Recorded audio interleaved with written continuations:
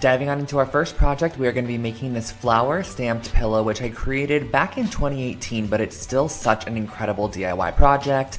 I went ahead and I started off by taking some baby breath flowers and just pressing them between two pieces of paper and added a couple of books on top. And after a few hours, you're going to have these nice pressed flowers, and we're going to essentially be using these as stamps for our DIY. So next what I did was use a little bit of black fabric paint, and I stippled it on with a stippling brush, used a little spray bottle to spritz some water on there to almost turn it into a watercolor, and then I stamped it on the edge of my pillow as shown here using a paper towel on top just to absorb any of that extra water.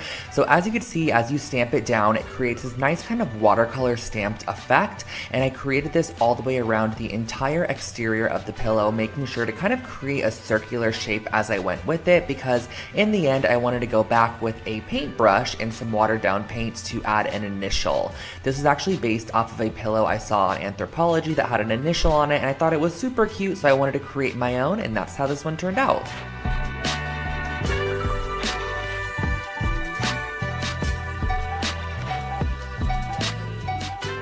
This next project is actually my first ever IKEA hack I uploaded to this channel, and I love it to this date. So I basically ended up using all three of these products here. I used the Frakta straps, I also went ahead and used the Alceda braided floor cushion, and also this little stool as well. And the process of creating this is actually super simple. So I just went ahead, I flipped the floor cushion upside down and flipped the stool upside down as well. As you can see, I got this from the As Is section from IKEA, and all you have to do, since I'm using those Frakta straps here, is go ahead and just mount the stool to the base of the floor cushion. Now the underside of the floor cushion has a nice kind of metal wiring. This allows you to intertwine your strap throughout and just strap it however tight you would like. And I also love how this project is totally reversible too. So let's say in the future you don't want to use this as a side table anymore, you could simply undo this strap and you still have all of your components that you originally started out with, and that finishes off this table.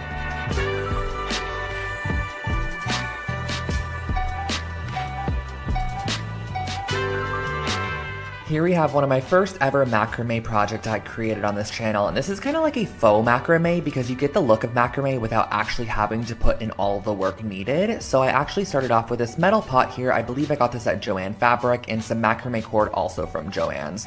So what I wanted to do is first start off by creating a ring that would kind of go along the top rim of the pot, and we're going to be creating our macrame based off this ring here. So cutting a couple of yards of macrame cording, you're going to need 2 strands per section. Fold them in half, and you're going to create a lark's head knot over that ring that you initially created to hold your pot, and you're going to want to apply these at 4 different points on your ring there. So as you can see, we have 4 different sections applied, and now you're going to want to start the macrame process. So grab 2 strands and place them in the center, and you're going to use your right strand, go over the top of your 2 center strands. Your left strand's going to go over the top of your right's tail, underneath and up through the loop. This is going to be a very, very repetitive process, but this is why I kind of call it a faux macrame, because there's no need to really connect different strands and get kind of confused as you're going on with the process. You're only going to be working on each 4 of these sections at a time, and you're going to be creating a sequence of square knots, which is going to end up looking something like this. And once you reach your desired length, go ahead and tie all 4 strands in a knot there and cut 2 of the strands off that are not necessary anymore, so you only have 2 hanging from the end of the knot there. And then once you finish it off, just go ahead and tie all your strands together at the top and hang wherever you desire.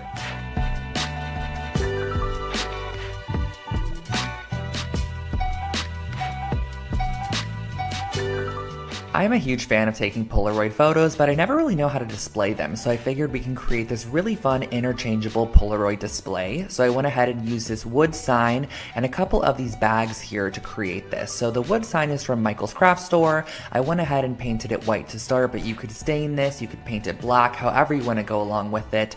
And then at the top, I went ahead and screwed in one of these little hooks here, which are traditionally used for picture hanging or hanging plants from your ceiling. And then I went ahead and grabbed my 3x4-inch bags, punched a hole in the top there, and you can slide your Polaroids inside, which really allows you to interchange them and kind of display them as you would like to. You can also add a ton of bags to this. You can have like 10 to 15 bags hanging from the hook that have lots of different Polaroids on them, so you can kind of flip through them and see all of your memories in one location.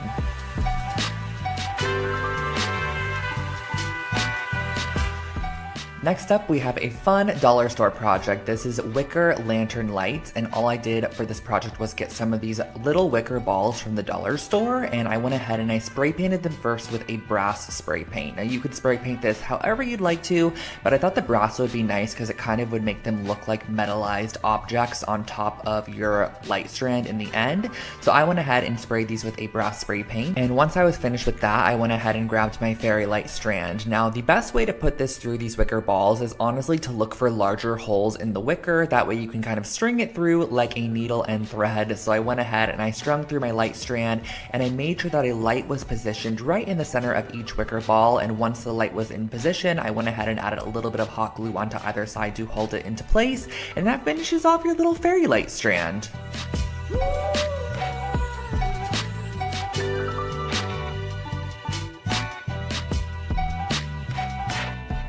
I have created so many throw blankets over the years, but this was an IKEA hack that I really love. It's so simple and easy to transform any blanket, so I went ahead and started off with a simple knitted blanket from IKEA, and I also got some chunky yarn and a large yarn needle as well. This just makes the process so much easier. So I went ahead and just strung my yarn through the yarn needle, and literally all you have to do for this project is create a nice chunky stitch along the edge just to add a little bit more detail to a basic blanket. So I went around, stitch the edge as shown here, and once you reach the corner, you're just going to want to make sure to also apply a stitch into each corner, kind of pivot it 90 degrees and work in your new direction. Now you can totally customize this and make your stitches as long or as short as you would like to. I feel like I made mine probably about 1 inch to 1.5 inches each, but I really love the kind of ununiform look of the stitches. I feel like it adds a nice handmade quality to the piece, and once you reach the end, you can snip it off and enjoy your throw blanket. Here is a wall art project that is again totally customizable and extremely simple. So if you need something quick and easy, this one is for you. I started off with a couple of metal rings. Now you just want 2 varying sizes for this project, and I gave them a nice coat of black spray paint. But again, this is totally customizable, so you can spray it whatever color or metal finish you want to. Now I went ahead and I did a little lark's head knot of the gray yarn at the top there and just tied a little loop. This is going to be the top of our wall hanging where we are going to be hanging it on the nail.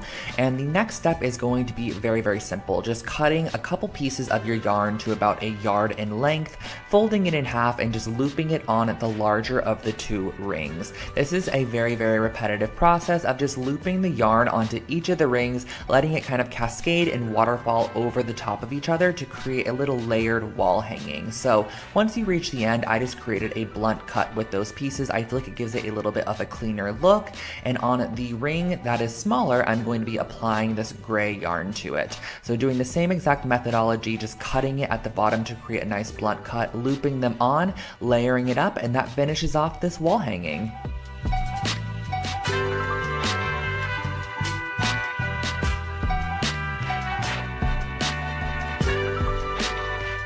I remember this copper and concrete jewelry stand being a huge hit on my channel, so I'm really excited to kind of be reliving it right now. So you're going to want to go ahead and get a couple of copper pipe pieces along with some concrete and a mold that you're going to be using for your concrete. So I just used some simple concrete mix. You guys all know that I basically suggest the pre-sifted one that comes in the 10-pound bucket.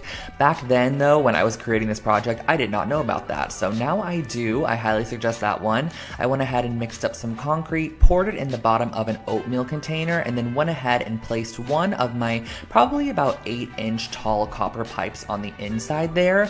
You're going to want to go ahead and let that dry fully overnight so you have a nice base for your jewelry stand. The great thing about concrete is it's pretty heavy, so it's going to weight it down and allow you to apply really whatever you want to the stand. So I'm going to go ahead and just use E6000 to kind of conjoin the copper pipes together, but I went ahead and kind of placed this little T-shaped joint right there, and then I also added some E6000 on the inside to place in one of my copper pipes as well, which is going to be the crossbar. Just let this cure for a couple of hours to the next day, and that finishes off your jewelry stand.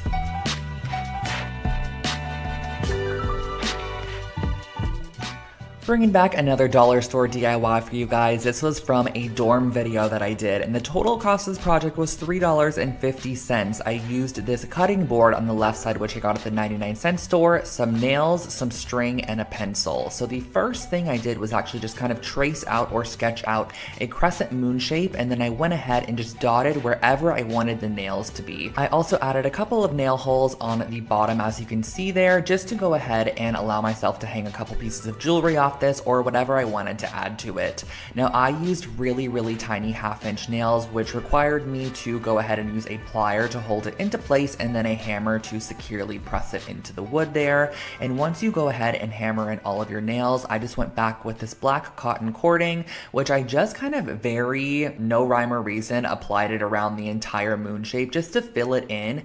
I also went around the edge to give it kind of a nice clean finish, as you can see here, looping it around every single nail. This is just going to kind of finish it off and give the piece an outline. I just like the way that this looks a little bit more than when it is unfinished, and that really finishes off your jewelry hanger.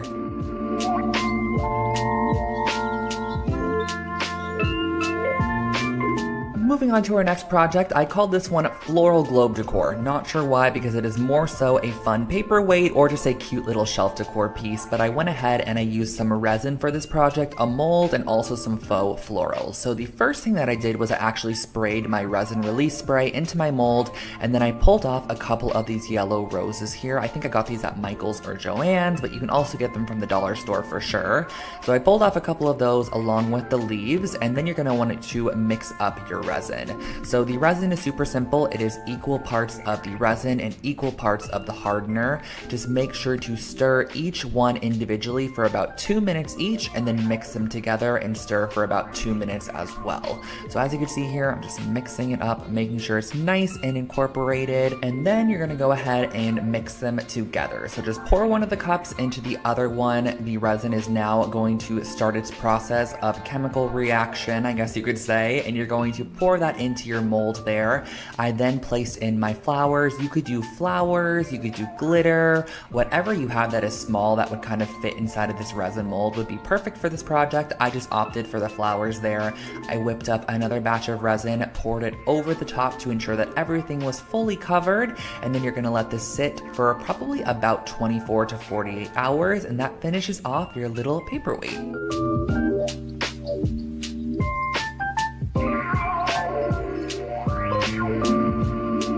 I remember this piece of decor like it was yesterday. This I had in my room for so many years and I loved it so much. It's a little Hello framed decor piece, and all I used for this project was some yarn, a little frame, some fabric glue, and some canvas. So I first started off by taking my frame here and I glued it down to my duck canvas. Now this frame was, I believe, from Michael's at the time in their little like finished home decor section, but I got it on sale. I thought it was really cute, so I filled it with the canvas, tacked it down with a little bit of fabric glue, or you can use hot glue, and just cut away all that excess once you feel like it is nice and adhered on there. And next what we're going to go ahead and do is use a pencil to kind of map out the word that we're going to do. I just wanted to do the word hello because I have an obsession with writing that word. I don't know why, I just absolutely love writing out the word hello. So I opted for this mustard yellow yarn because yellow is one of my favorite colors, and I used a little bit of hot glue to adhere down the yarn in the loopy cursive font that I chose, which was my own handwriting. I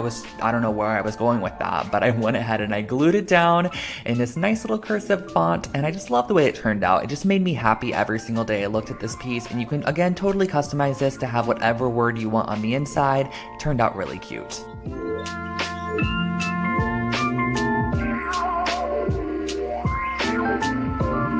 Here we have another IKEA hack for you guys. This was again one of my first ever IKEA hacks on this channel, and I went ahead and I got 3 of these scarf hangers here. And the thing I loved about these scarf hangers is that they actually had like this crocheted edging on them, which I think added so much detail. And I know that IKEA currently does sell these as well, but what I wanted to start off by doing was actually cutting off the little top hanger portion, and every single piece on this is just stitched together with a little bit of thread, so it's very easy to snip that thread and kind of detach the rings if you need to, but I wanted to go ahead and detach the hanging portion and then reattach with a little bit of thread all of the rings together. So I went ahead and I attached 3 sections of this scarf hanger together with a little bit of thread, just doing a couple of stitches between each of them, and you're going to be repeating this process until you have all of your scarf hangers connected. This is so super simple and easy. Just kind of catch the thread, tie it in a good knot, and that really finishes off the process. You can go ahead and hang this on the wall and decorate with some cute little clothespins or little hooks if you have them. I just use this as a cute little inspo board at the time, and I love the way that it ended up turning out.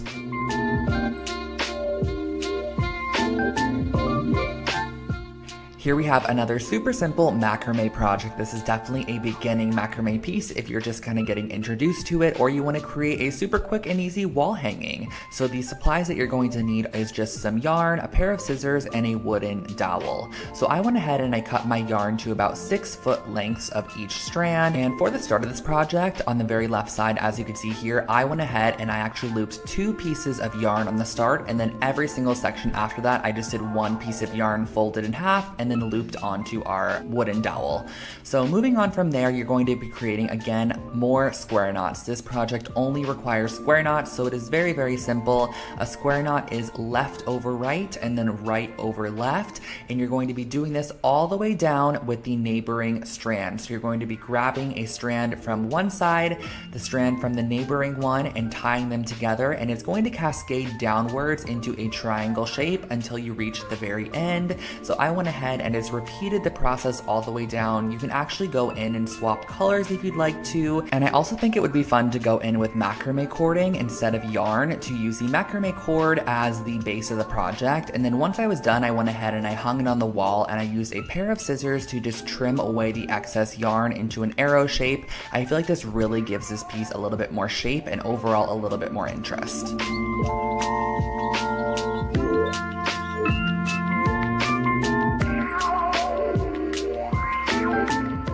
Back to the dollar store projects, this was what I called a memory mobile, and I created this for $2.50. Now, that silver thing looks a little odd, and that is because it is a Let's Party grilling wok. I don't know why I opted for this, but I found it and I was like, let's go ahead and create something with this item here.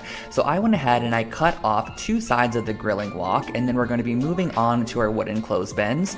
So these are some small wooden clothespins that I'm going to be using some black cording to tie a double knot right through the center section of the clothespin and cut away any of the excess strands, and then also make sure to leave probably about 12 to 20 inches of leftover string. That way you have a variance that you can kind of use as you're attaching them to your grilling wok. So here comes the fun part. We're going to be sticking our strands up through the holes that are in the wok there, and I'm going to go ahead and glue them down and then cut off any excess tails. So we basically have a ton of these clothespins that are going to be hanging from that metal section there. I think it probably would have been a little bit cuter if I was to maybe spray paint this black or spray paint it brass, but I went ahead and I tied a strand at the top there, which is going to be our hanger. You can clip all of your memories or mementos here, and it just creates a fun little mobile.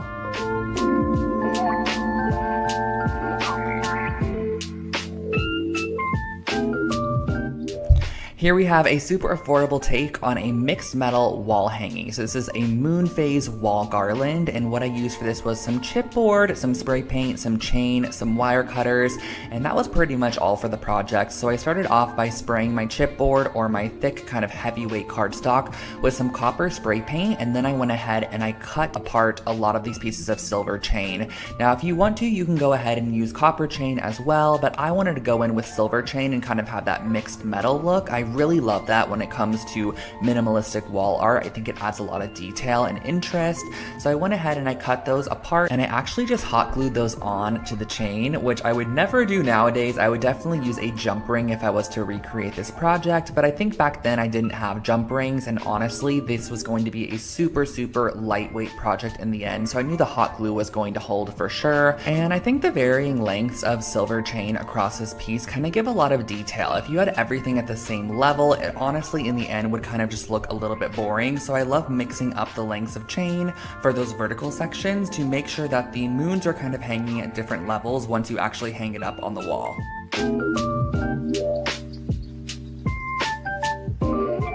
And this is what the chain base is going to look like. And the next step is going to be cutting out some moon shapes. So you can totally print out some shapes if you'd like to, or you could freehand them like I did. I just kind of penciled them onto a piece of paper, cut them out. I love the organic look of it, and I just glued them on with some hot glue, and that finished off your wall hanging.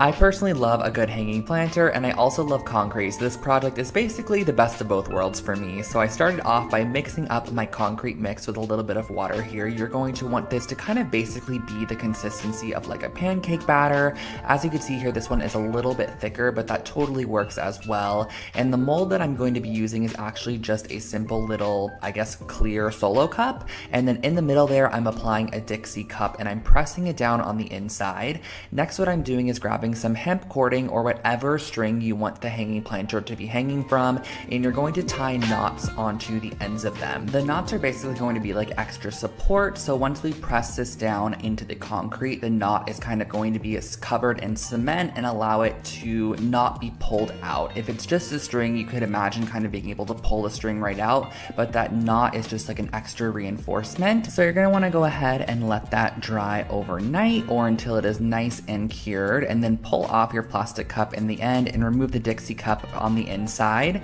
Now you can go ahead with a sand file or whatever you have, some sandpaper, a nail file. I mix those words together to make sand file to sand away any excess concrete. Tie your strings into a loop at the top, and that finishes off your concrete planter. Now this next project is actually one that was inspired by Anthropologie. I bought a wall hook a while back, and so many people were like, can you please like recreate this on your channel? And so I did. I basically found this wooden wall hook blank from Michael's or Joann's, some craft store, and I ended up spraying it with my brass spray paint, so it had the similar brass look to the Anthropologie piece. And then I went ahead and Googled the constellation for Leo. That is what I personally am, but you can totally change this up for your own star sign. I just did Leo for myself, and then I went in with a little bit of black acrylic paint and just dotted this on wherever the stars were in that constellation. And then I connected them with some lines and just kind of cursively wrote Leo at the bottom. I guess it's kind of lucky that I'm a Leo because I didn't have to write that much. And then around the edge, I went ahead and I just did a little dotted kind of pattern just to add a little bit more detail, and that finishes off your wall hook.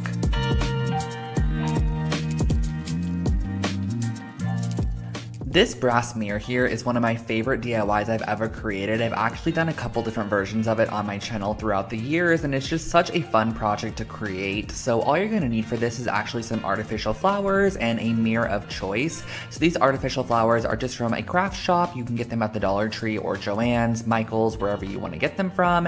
And I just went ahead and started by giving them a good dousing of brass spray paint. And this is actually going to just be our first layer of spray paint, kind of just give an overall coat of that brass color. And next what you're going to want to do is actually kind of find the placement on your mirror for these pieces and use some heavy duty hot glue to glue and adhere them down to your mirror. So once you have them all glued and adhered down, this is where we're going to go in with our brass spray paint once again, and making sure to cover up any of the mirror sections and really thoroughly coat those pieces in that brass spray paint to give it a full-on finished look. And of course we're going to need something to hang this up with, so I didn't want to use this white yarn here, so I just actually sprayed it with the gold spray paint, and it ended up looking great in the end. I adhered it on the back side of our mirror, and that finishes it off.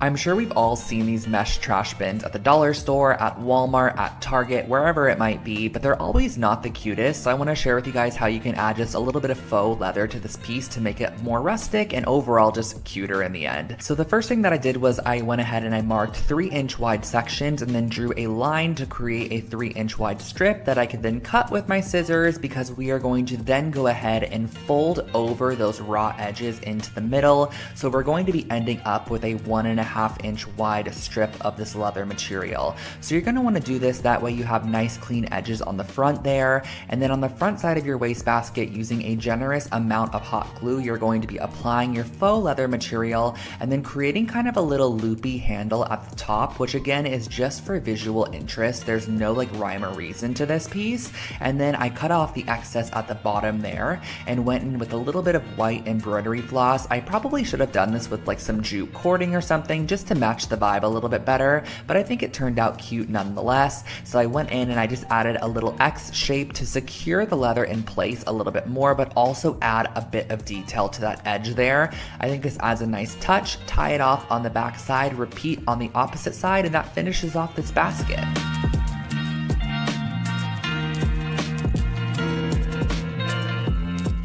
This chunky tassel blanket is one of my favorite throw blankets I've ever created. I actually still own it to this date and style it all the time throughout my apartment. So I started off with this blanket base, which was actually from Target, and then I went ahead and I grabbed a couple of yarns that I thought that kind of complemented the blanket, and I cut them into 12-inch long sections. And you're going to want a ton of these to create a ton of different tassels along your piece. So I'm using a really chunky wide crochet hook to go through the knitted section of this blanket, and I'm going to then go ahead, fold my yarn in half and pull it through the loop that we created with our crochet hook. So you're going to pull through all those strands of yarn.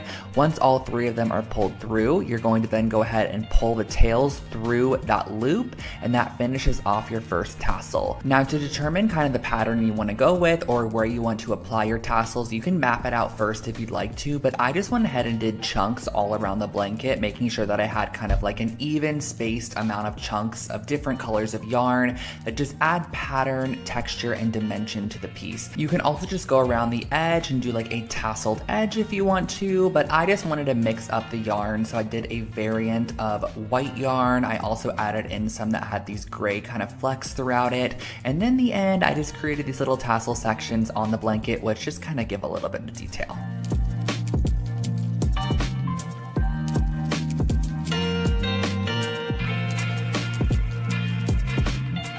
This sunburst smear here was actually the first project I ever shared on my YouTube channel. This is my first ever DIY project that I created, and I really think it's still really cute, honestly. So I started off with an 8-inch round mirror, and I used 2 different sizes of popsicle sticks. I used these longer, kind of skinnier ones, and then I also used your traditional ones as well. The first thing that I did was I went around the bottom lip or bottom edge of our piece with the longer, skinnier popsicle sticks and hot glued them into place where I wanted them to go. And once you have them all glued down, it's going to look something like this, but as you can see, it just kind of seems a little bit boring. So in between each of the popsicle sticks, I actually glued a vertical popsicle stick, so it was kind of sticking upwards, which just adds dimension to the piece. I feel like every one of these voiceovers, I'm like, it adds dimension, it adds texture, but it really does. Like, I think this adds a nice bit of visual detail. So I went ahead and I added a vertical popsicle stick just glued in between all of our longer sticks. This also kind of gives a height variant. So as you can see, the first layer of sticks is a bit longer than the second layer, which I love. And then on the back side, I just glued down a little ring of macrame cording to hang it up on the wall, and that finishes off your new sunburst mirror.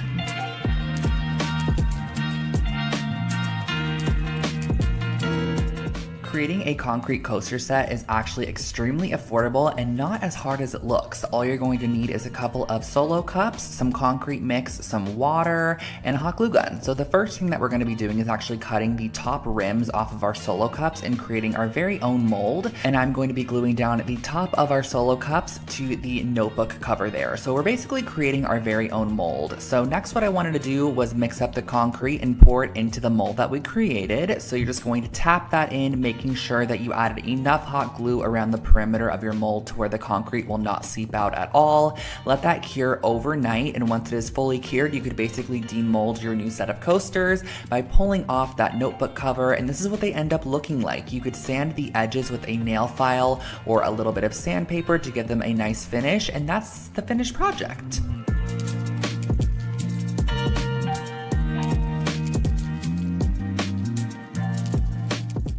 Next up, we're going to be making this DIY macrame, really cute kind of like lantern candle holder. So I'm going to be using a mason jar along with some hemp cording. And the first thing that I'm going to be doing is measuring out about 2-yard sections of my hemp cording. And you're going to need, I believe, 6 pieces in the end, 6 or 8. So what I'm going to be doing is starting out by gluing down my pieces in the center here. So I actually did end up using 8 strands, and you're going to want to glue them so that you have all evenly placed out 8 sections on the bottom of your mason jar. And then I added a little bit of hot glue to hold them into place as I started the macrame process. But this is just, again, a very repetitive process like a couple of the earlier projects. We are creating a collection of square knots where we grab the neighboring strand and we connect it to a knot that was neighboring it as well. And you're just going to be repeating this process until you reach the top rim of the jar. So I just kind of work in a circle and create a knot, as you can see here, twist it, move on to our next side, create a knot, twist it, move on to our next side, create a knot. And as you keep creating these knots, it's going to get tighter and tighter up towards the top, which is what you're going to want so that it kind of forms around your mason jar shape. So as you can see here, getting closer to the top here, it really creates a nice nautical vibe. It almost gives like a fishnet look to the piece, and this is what it ended up looking like in the end. You can tie off your strands, you can turn it into a hanging planter if you want to and leave them long, or glue them as I did and just pop a candle inside as a candle holder.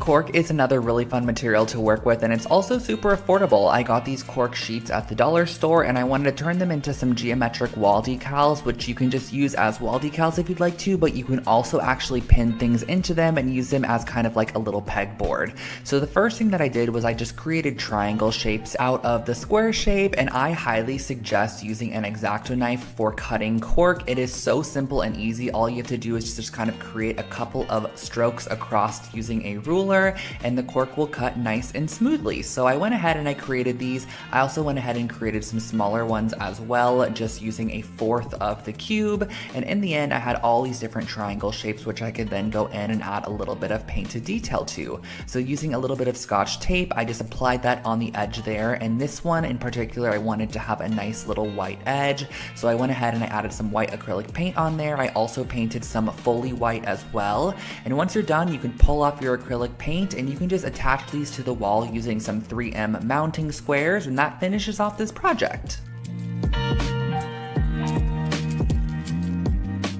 Another super affordable wall decor piece is a pressed flower wall art, and you can make this on a canvas, you could put it inside of a shadow box frame, whatever you want to do, but all you're really going to need is a couple of florals and leaves that you could find out in the garden or on a walk down the street. So as you can see here, I just picked up a random variety of different flowers and leaves, and we're going to be using a bit of parchment paper to press these in between some heavy objects. So the first thing that I did was actually rip off a piece of parchment paper, place another piece on top, and on top of that I placed a ton of my books from school, or when I was going to school, on top of that. And you're going to want to let this dry for about 2 to 3 full days, or until all the water has been drawn out of the pieces and they are completely dry and flattened, ready for the next step of the process. So as you can see here, I have all these flattened leaves and flowers. And lastly, the next step in the process is just to glue these down to a canvas or some form of frame. So I ended up lining them up. I just thought it added a nice minimal approach to this piece, but you can scatter them around, create patterns, however you want to do it. But in the end, you come up with this really cute dried floral wall decor piece.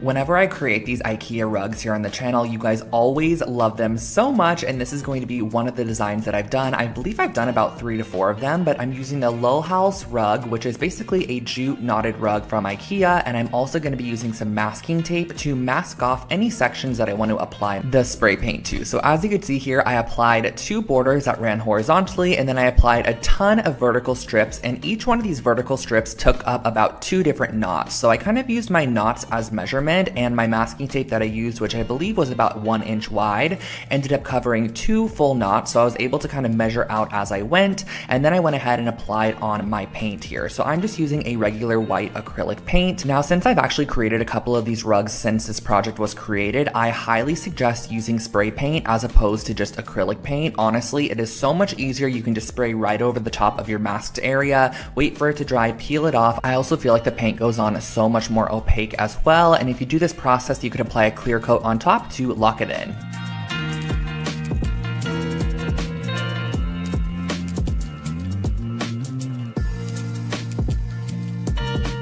Next up, we are creating a set of felt coasters, which are really cute, and I actually upcycled this Putta box from IKEA. I had this in my stash for a while, and I just never ended up using it for any form of storage, so I was like, why don't I go ahead and actually recycle it and turn it into some coasters and just use the fabric, because I didn't find a use for the actual box itself. So all I had to do for this process was honestly use a ramekin. I traced around the outside of the ramekin to create my coaster size, but you can use whatever you have kind of as a marking utensil, and then I went back in with a pair of scissors and just trimmed around all of the excess, and that honestly, you guys, finishes off this project. It was super simple and easy. I just felt like the material on this was super thick and very durable, so I thought it'd be great for a set of coasters. I also intentionally drew right over the top of the stitching line because I love the detail I added, and I just locked in those seams with a little bit of glue on the edge, and that finished off this coaster set.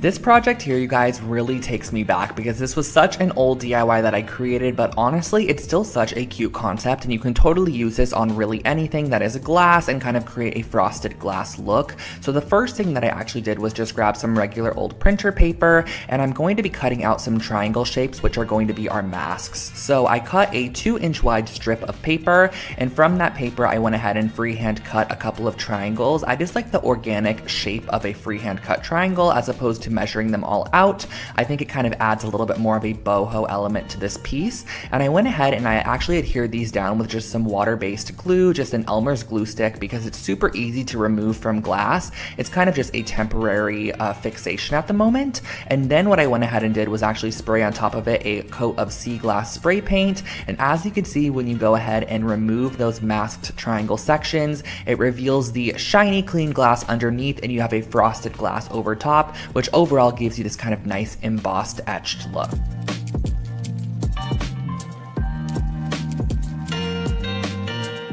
I always actually get requested for a ton of decor that includes like an initial or something that you can customize a little bit, and I love this take on an initial decor piece. I think this would be so cute in an office space. So I actually picked up one of these oversized paper mache letters, which I believe I got it at Michael's, and I also got these kind of balsa wood stick sections, which I'm going to then be tiling on the front of our letter to almost give it a restored wood look, as opposed to making it look paper mache or just painting it or adding to it. I thought the wood really elevated the overall vibe, and it was still a very affordable option. So all you have to do is actually just place the wood on the front side, flip it over to the back side, and use a pen to just kind of mark off the section you want to cut, and use a pair of scissors to simply cut away any excess. And do keep in mind in the end that you can go back in with a little bit of sandpaper if you need to sand away any harsh edges, but once you are done, you kind of get this tiled wood effect that I think looks so stunning in any space.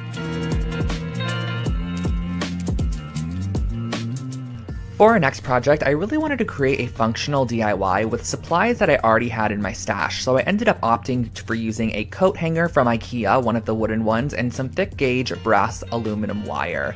Now this wire is super easy to bend, so all that I had to do to start was just kind of wrap it around very haphazardly. There is no rhyme or reason to this at all, and as you want to add a hook to your piece, all you're going to do is kind of create a stick section that comes off of your coat hanger, as you can see here. I bent it in half at the end, and then brought it back up to the start where I'm able to then continue down the length of my coat hanger. So as you're wrapping this around your coat hanger, I just did it very organically. There was no rhyme or reason to this in any way, and as I wanted to add a hook again, I went ahead, I created my hook section by bending the wire in half, bringing it back up to create a little hook shape, and then I went ahead and I sprayed the top with a little bit of brass spray paint, and that finished off this project.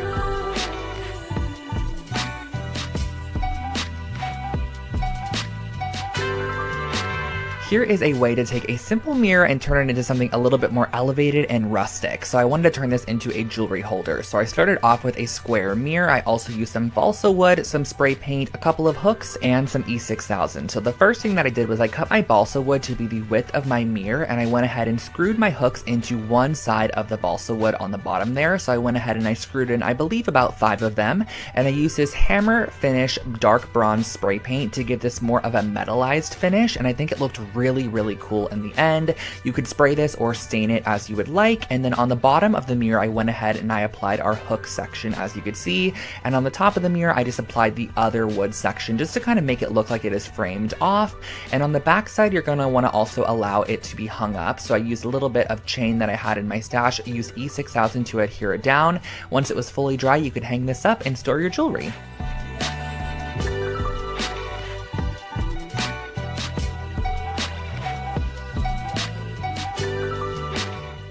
Affordable furniture DIYs are always a hit here on Lone Fox, so I wanted to share with you guys how I created this nightstand from a simple crate from IKEA. So this is the Naglig crate, which you could pick up for about $10 at IKEA, and I went ahead and I started off by just constructing it based off the instructions. You have to just screw all of the elements together, and once they're all screwed up, you have a basic wooden crate. Now on the bottom of the wooden crate, I wanted to add a leg, so I elevated it off the floor with these little wooden trinket dishes, or like little wooden trays that I found at the craft store as well. They are just a simple wood, very similar to the one from IKEA, and I just E6000 these down. You could also use a nail gun if you'd like to, and once you are done, you have a very simple, minimal nightstand.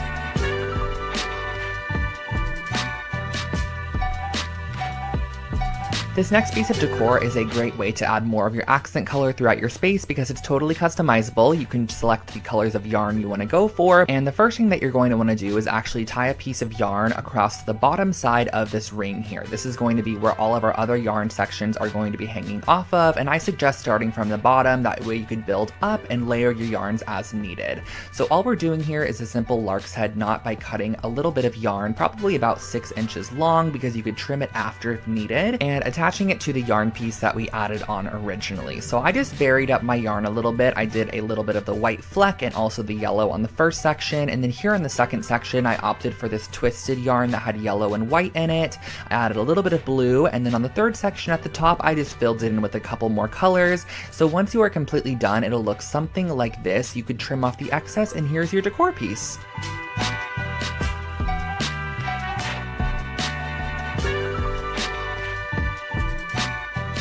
This is a really fun multi-purpose DIY. I created a memento lampshade because lampshades can be a little bit boring, so if you have a basic lamp, especially in like a dorm room or a small space, spice it up with a simple hack here. All that I started off by doing was just painting my clothespins how I wanted them to look, so I think I did a mixture of black and then also just the raw wood as well. All you have to do for this project is literally glue down the clothes clips all the way around the exterior of the lampshade, just kind of spacing them out however you would like them to go, and keep in mind wherever you place a clothespin, you can add a Polaroid or a little memento, and that finishes off this lampshade.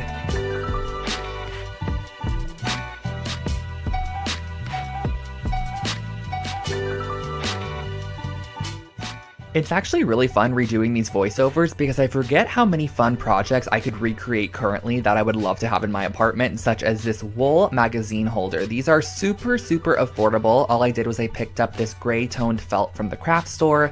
Each felt sheet costs under 50 cents, and I cut it in half to start. Then what you're going to want to do is actually fold it into thirds like this. That way you have nice clean edges on the front side and it doesn't have any cut edges. I ended up using some Fabri-Tac adhesive to glue it down on a third of the piece. Then I added a little bit more adhesive on top of that, folded it over once more, and you have a nice tripled up felt piece, which you are going to want to make 2 of, and then once you have both, you're going to glue them together just about an inch on the bottom. Just glue these 2 strips together, let them dry. Once it is dry, use a push pin to secure it in the wall and place your magazine inside.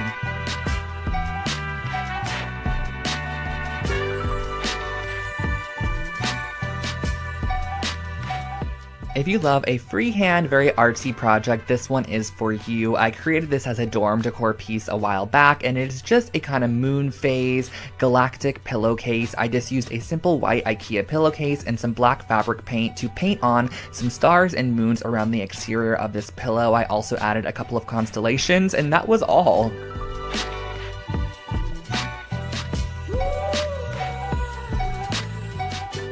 I still to this day create these reworked sweaters for Christmas gifts or birthday presents. All you're going to need is a couple of old sweaters. This is a Champion and also an Illinois sweater from H&M.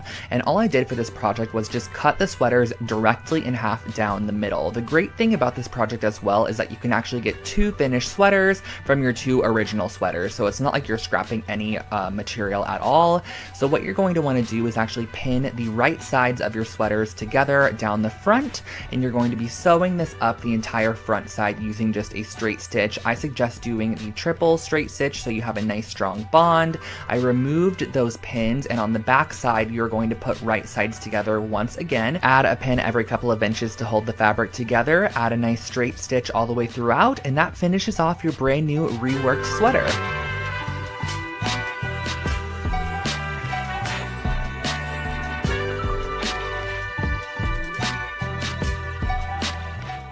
A couple years back, I received a Lalapo candle for Christmas, and it had a really funky kind of hammered metal tin container that it came in, and I wanted to recreate my very own for a fraction of the price. So I found this metal tin here on Amazon, and I literally went to town on it with a hammer, just hammered it all the way around, gave it a very distressed and just unique look. So as you can see, these are going to be our candle canisters.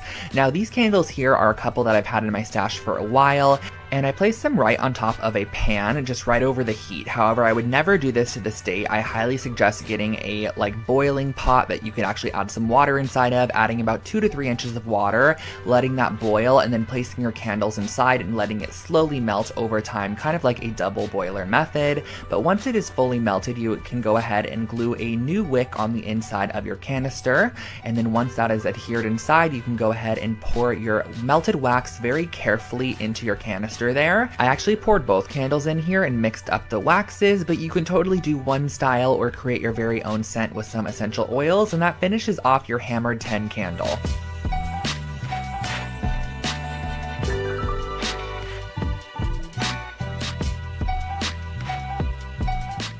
This pillowcase was such a fun one to recreate. It was inspired by an Urban Outfitters one that I believe cost around $80, and I knew we could take a simple IKEA pillowcase and create our very own with just a little bit of black fabric paint. So I started off by cutting off any of the tags and using some black fabric paint to paint on the shape of an eyelid, just like a very organic kind of half circle shape. And from there, I went ahead and I added on some eyelashes to this piece as well. If you guys can see, the brush that I'm using has a very flat top, and it's almost the width of all of the lines that I'm creating, which I just find makes it a little bit easier when freehand painting like this.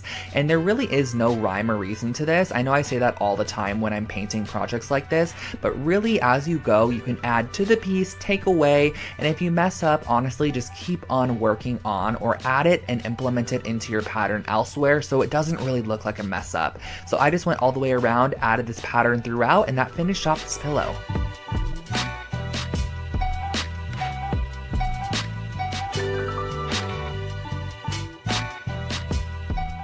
Another oldie but goodie was this geometric wall hanging. I remember when these geometric shapes were super trendy in interior design, and if it totally matches your style currently, this is a project you should definitely recreate because it is super simple. But a humongous pointer I can give you for creating this project is to work on top of wax paper or parchment paper and just basically lay your sticks down and apply glue on top of them. That way you're not adhering everything together and having to wait for it to dry and it's sticking to your surface. Just work on top of a wax paper or parchment paper and it will easily be able to be removed. I also use the tip of my hot glue gun to kind of melt down any excess hot glue sections. So I created these 3 almost pinwheel style shapes and I attached them together using a little bit of yarn. You're just going to use about 8 inches of yarn between each section to attach them together. Once you reach the end, just tie a little loop at the top that you can hang it off with, and that finishes off your brand new wooden geometric wall decor hanging.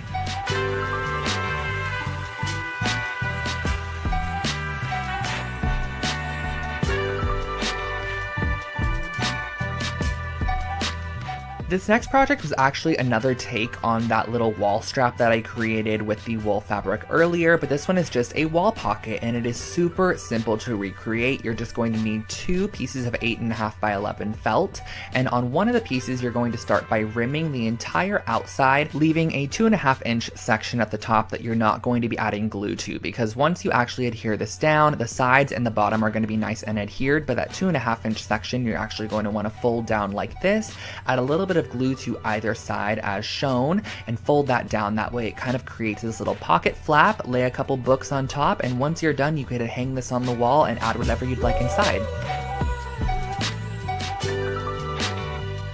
This little trinket box turned out super cute, but honestly the technique that I used to create a crackle finish is just a fun one to have in your DIY skill set. So you're going to definitely need some Elmer's glue, some acrylic paint, and a wooden box of your choice. So the first thing that you're going to want to do is actually go ahead and paint it with the color that you want your cracks to be. So I went ahead and painted it white to start. You could paint it gold if you'd like to and kind of have a gold crack underneath black, which I think would be really pretty, or you could paint it however you'd like. The next step is going to be applying a generous layer of Elmer's glue on the top section that you're going to be applying, and then right over top of the Elmer's glue, before it can dry, literally immediately after applying it, go ahead and apply on a layer of your acrylic paint. And as it starts to dry, the glue will actually separate the paint and create a cracked finish, which is really great. So the thicker the glue you apply, the thicker the cracks, and if you want daintier cracks, just apply a thinner layer of glue.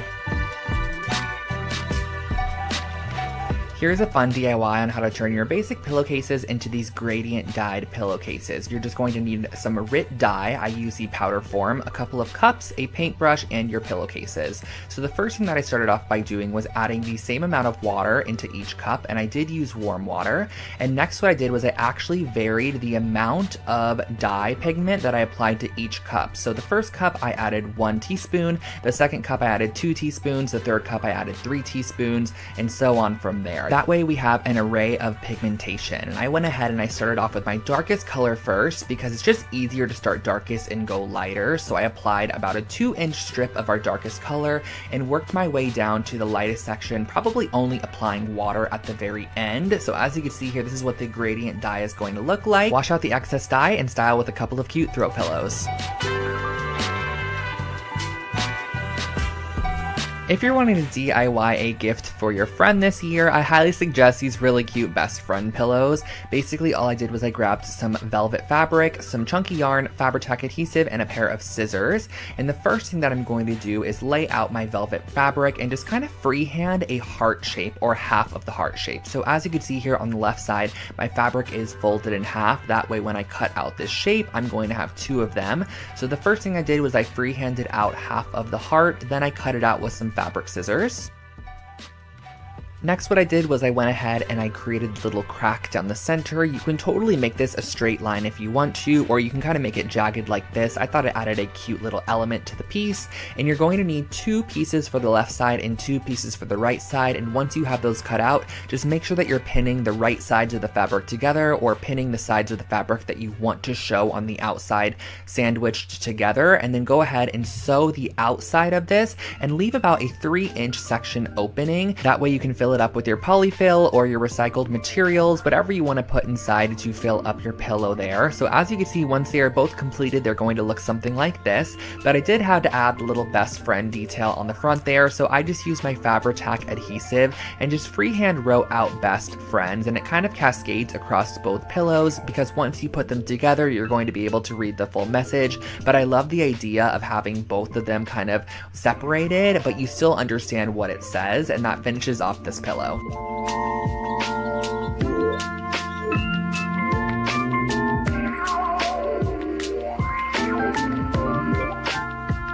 Another super affordable set of coasters created here on the channel were these leather wrapped coasters. Now the supplies are very minimal. All you're going to need is some foam board and also some faux leather material. So the first thing that I did was I cut down the scrap piece of foam board into 4-inch by 4-inch squares. Those are going to be our coaster size. Next, once you have those cut out, you're going to go ahead and just cut out a piece of your vinyl leather or your faux leather and cut it out with about 1 inch to spare on all the edges. That way you can go ahead and apply your E6 E6000 adhesive on the bottom side, press it onto your faux leather material, and then you're going to press that down just as shown here. Next, what I did was I cut off all of the corners, that way we can create a nice clean fold, and I also make sure to leave about an 1/8 inch of material on that corner, that way when you fold it up, you get a fully covered corner as opposed to having any of the white show through there. So I just went ahead and I adhered down all of our flaps on the back side, let it dry, and cut out a piece of material to glue over the top of those flaps there, and once you are done, this is your finished coaster set.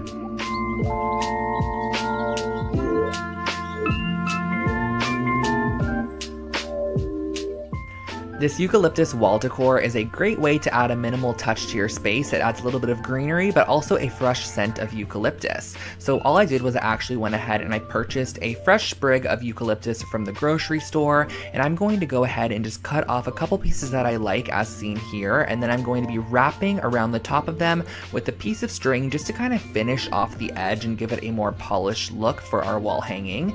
Tie off your string at the end and leave probably about 2 to 3 feet of excess string. That way you can vary the lengths as you apply it to our wooden dowel a little bit later. So just go ahead and tie these off onto all of your pieces of eucalyptus that you want to add. I believe I did an odd number of about 7 pieces. So once you have all of your eucalyptus all strung up and ready to go, we can start applying this to our wooden dowel.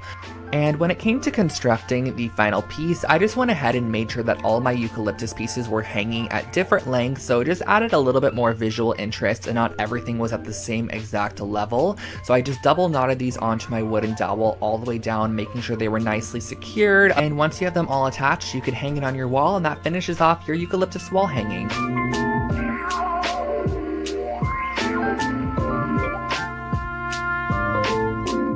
This next project is an IKEA hack where I basically took these wooden cutting boards and I measured 1 inch in on each of the corners and I marked the inch in spot. That way we can know where we're going to be drilling our holes later, because we are going to be turning this into a hanging shelving unit. And this project turned out so cute. I love the way that it turned out in the end. So I just went ahead, brought these pieces outside and used a drill bit that was wide enough for the rope material that we're going to be using here. So as you can see, I got this rope here at the Home Depot. It is a simple nylon rope, and the first thing that I did was I grabbed 2 pieces of my rope and I folded it in half at the very middle point and I tied it in a knot as shown here. Next, what I did was I measured down about 18 inches from our knot and I just made a little marking on our piece because that is exactly where we're going to be tying our knots on each section. Now the knot is what's going to be holding our shelf in place, so you're actually going to want to make sure that all of your knots are in a very similar spot. That way your shelf is very level and it's not off center, because if you have knots that are hanging lower on one side, your shelf is then going to hang lower on one side as well. So using a ruler, measure down about 12 inches, make a marking, and just make sure that you tie your knot in the same spot once again. The great thing about this project is you can totally adjust the knots as needed. They're not anything that is super tight, and once the shelf actually sits on top of the knot, it kind of tightens itself naturally. You can hang this up and enjoy your new hanging shelf.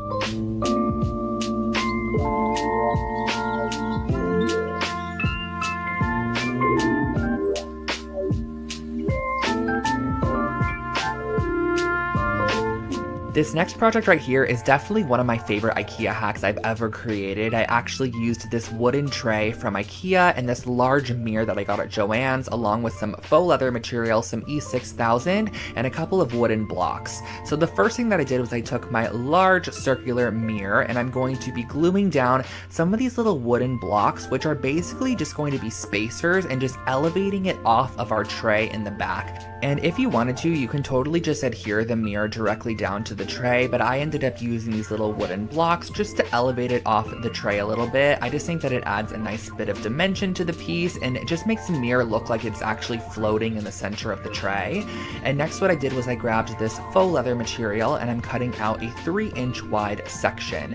And you're going to want to make these strips down the longest side of your fabric, because we're going to want very long strips. That way we can create the band that's going to wrap around the outside of our mirror and just give it that very rustic, elevated appearance. appearance. So using a little bit of hot glue, I just went ahead and I adhered this down the entire strip there, just making sure that I folded it in half. And the reason that I did fold it in half was just to save a little bit of my material. I knew that the folded in half section, or the ugly side, can face the back of the mirror, which is going to be against the wall. So what I did was I just adhered my strips together, and then I E6000 them on the outside of my mirror using clothespins to stick them down as the adhesive dried. Now what we're going to be doing towards the top here is creating this little section, which is kind of like a triangle, and you're going to want to adhere these two strips together there, place a book on top, let it dry, and once it is dry you can hang it on the wall.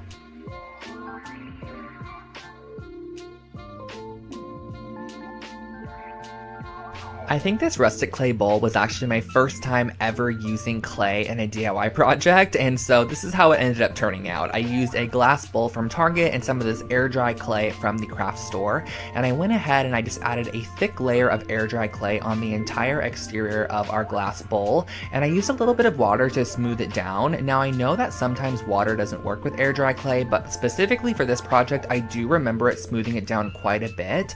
And then I went ahead and I pressed a little new base for it and used a paintbrush just to add a little bit of detail into our clay work. And this is where I feel like the water totally made a difference. You can totally see where I'm adding the water. It just smooths out those sections and overall just makes the clay look a little bit nicer. So once it was dried overnight, I went back in with a sand file and just filed down any edges that were a little bit rough. And then I went in with a little bit of black paint that was watered down and just kind of distressed the bowl a little bit, added my signature on the bottom, and that finished off your rustic clay bowl.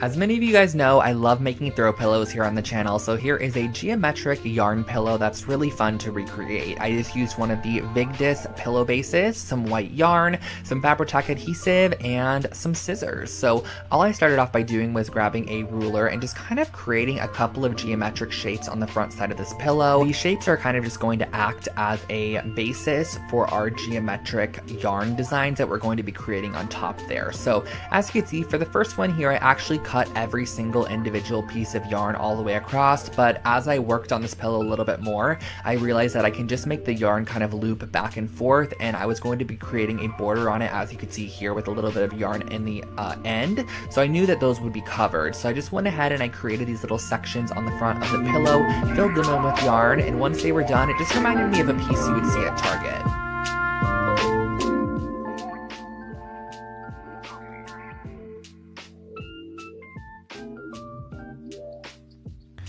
I was a humongous fan of vinyl records back in the day, and I always wanted a method for hanging them on the wall, but I didn't want to have to purchase the actual Urban Outfitters frames that were $20 each, so I was able to create my very own with one piece of foam board. So the first thing that you're going to want to do is go ahead and cut out 2 pieces of your foam board that are 2 inches wider or 2 inches bigger than your vinyl record itself. So I have 2 pieces here. I cut out a square on the inside of one of the pieces as well to act as the frame. Now on the sides here, I cut out these 3/8 inch strips, which are going to act as borders or barriers. And the great thing about using the foam board is that it elevates it a little bit so that you can easily slide your vinyl inside. So I just used some E6000 adhesive and just glued this around the exterior of my vinyl record once it was placed on the inside there. But you do not need to add a piece of this to the top there. That way you can slide your record in and out in case you want to ever exchange it for a different one. So once that was all glued around the outside, I then went ahead and added adhesive to the top of those strips, placed on top my frame section there. So this is kind of creating our shadow box, which you could then slide your vinyl on the inside of. I just wrapped a piece of yarn around the entire exterior inside of the little groove that we created, cut off the excess, tied it in a knot, and I hung this up on the wall, and that was my vinyl frame.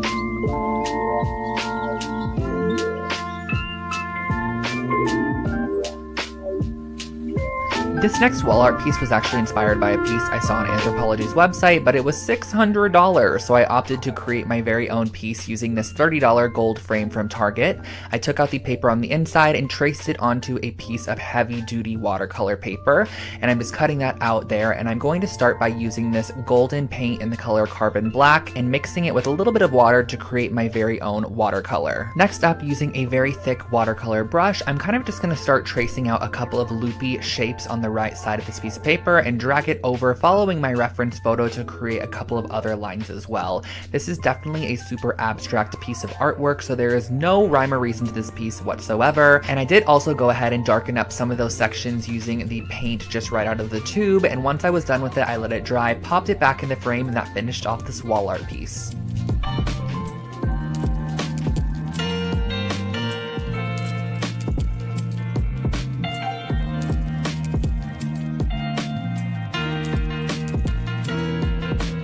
I'm back with one of my favorite materials, resin, and we're going to be making one of my favorite projects, some coasters. So these are some agate coaster molds. You can find these on Amazon if you search agate coaster mold. I also got these dried flowers on Amazon as well, but you can totally dry your own based off of some of the methods that I shared with you guys earlier.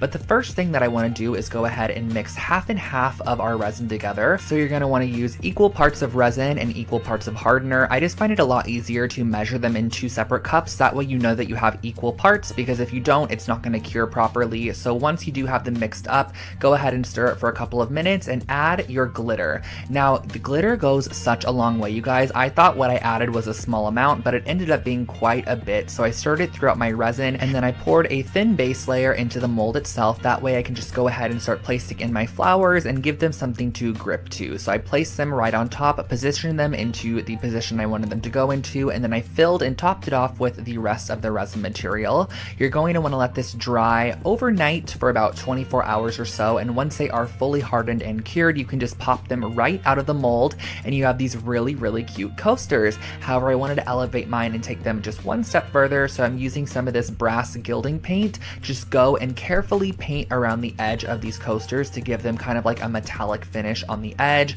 I just think it kind of locks in the design and that finishes them off.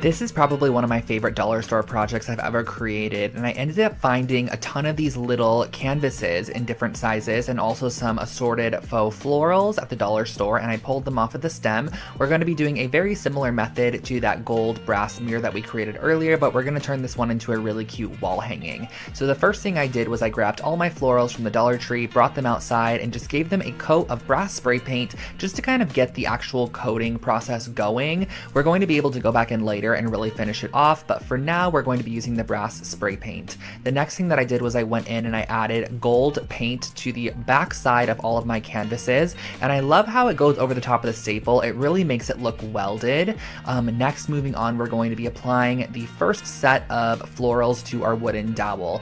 Now from this wooden dowel, our little canvases are going to hang, so this is going to be kind of like the most focal point of the piece. I brought it back outside once all of our florals were attached to it and just sprayed any of those excess areas. And last but not least, you're just going to go ahead and use some string and apply on your canvases. Inside of these little canvases, you're actually able to go ahead and just pop in a photo or however you want to style them.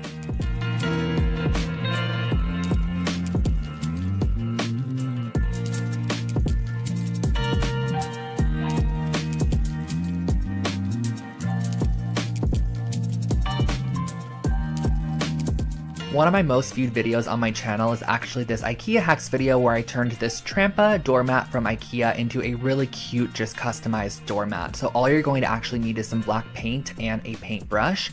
And what I'm going to be doing is on the bottom left-hand corner, I'm going to be writing the word hello. So just kind of freehand writing this out. You can totally use block letters or a stencil to help you with this.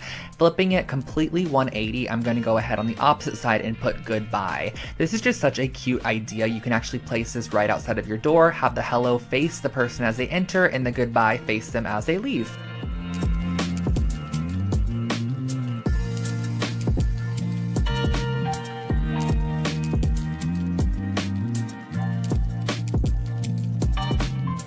Of course, I had to include a little bit of DIY organization, so I picked up these little folder or paper holders. These are from IKEA, they're just made out of cardboard, and I wanted to transform these into kitchen organizers for my friend James's kitchen. So we ended up going ahead and using some navy blue paper, which matched the color scheme of the kitchen, and I went ahead and just kind of wrote on there what was going to be in each of them. And after I cut them out, I went ahead and added a little white border as well. This is totally optional, you can add it or not, but I just thought it added a cute little touch to the piece. piece. And then all you have to do on the front side of your organizers is just glue them towards the top there, and that finishes off these organizers. They slip nicely into drawers and you can pull them out whenever you need any of the supplies that are on the inside of them.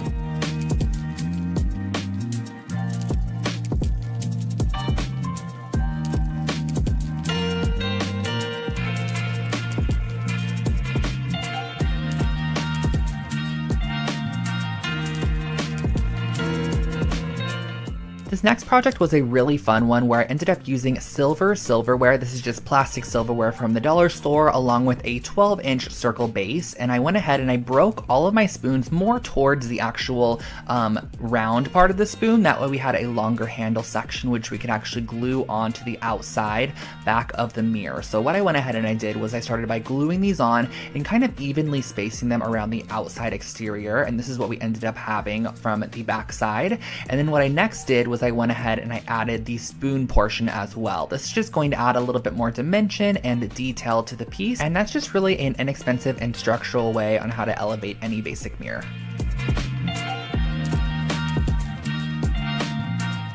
Back into the wall decor and also back into the macrame, we are going to be starting off with a 12 and 14-inch ring for this project, and then I'm going to go ahead and cut out 2 yard pieces of string, which I'm going to then just slip knot onto the top of our 2 rings. You're going to want to have 2 of them to start. Simply cross them over as shown here and do a simple half hitch knot to secure it to the bottom left side and bottom right side of the original knot. So all you have to do for this is just wrap it around once as shown, wrap it around one more time, and then just pull your tail right through that loop that it creates, and that is your half hitch knot. And from here on out, it is pretty repetitive. You're just going to go ahead and apply another slip knot on top, wrap it underneath, and then go ahead to the opposite side and do a simple slip knot to attach it on there. This might be a particular project that you want to watch the full video on because it's a little bit challenging for me to cut all of this into a little 1-minute section for you guys. But once you have all of your knots attached, it kind of creates this really interesting woven pattern in the middle, and you have all of these little tails here, which I then went ahead and did a blunt chop on at the bottom just to finish it off. On the top back side, I added a little loop that I could hang this up on the wall with, and that finished off this wall decor project. I really like this one, and you guys also have recreated it so many times.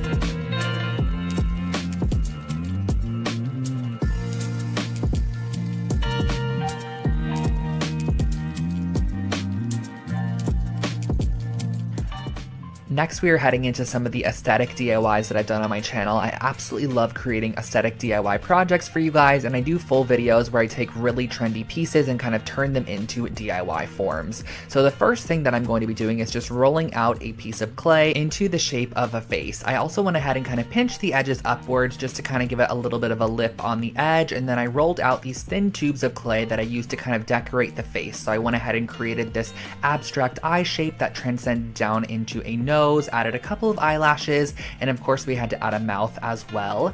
Once that was fully shaped and kind of in position, I went ahead and baked it in the oven for about 25 minutes or until it was nice and solid.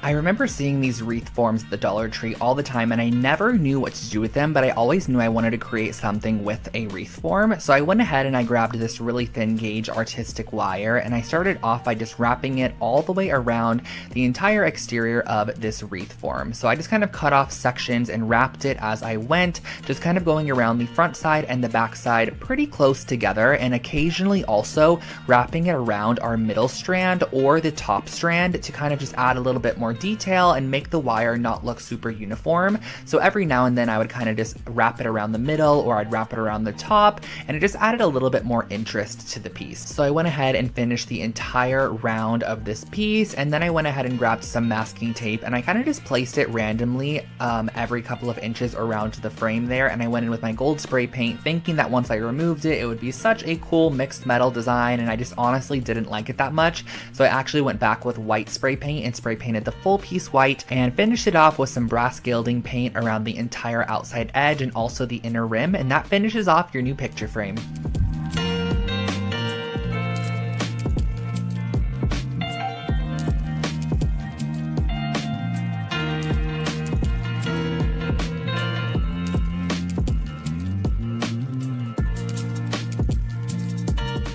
I actually used this tray earlier in a project, which was that mirror. It is the Stockholm 2017 tray, and I used some of these hairpin legs that I found on Amazon. So all you're gonna need in addition to this is some strong bond adhesive. So I actually flipped this tray over, and I'm going to use it as the tabletop for our little table that we're creating. This is going to be kind of like a little side table, and I suggest using E6000 to adhere this leg to the bottom, and also go back in and add E6000 into all of those holes at a generous amount. That way, once it's dry, it almost acts as a nail, and that really finishes off this project. Super simple and easy side table recreation.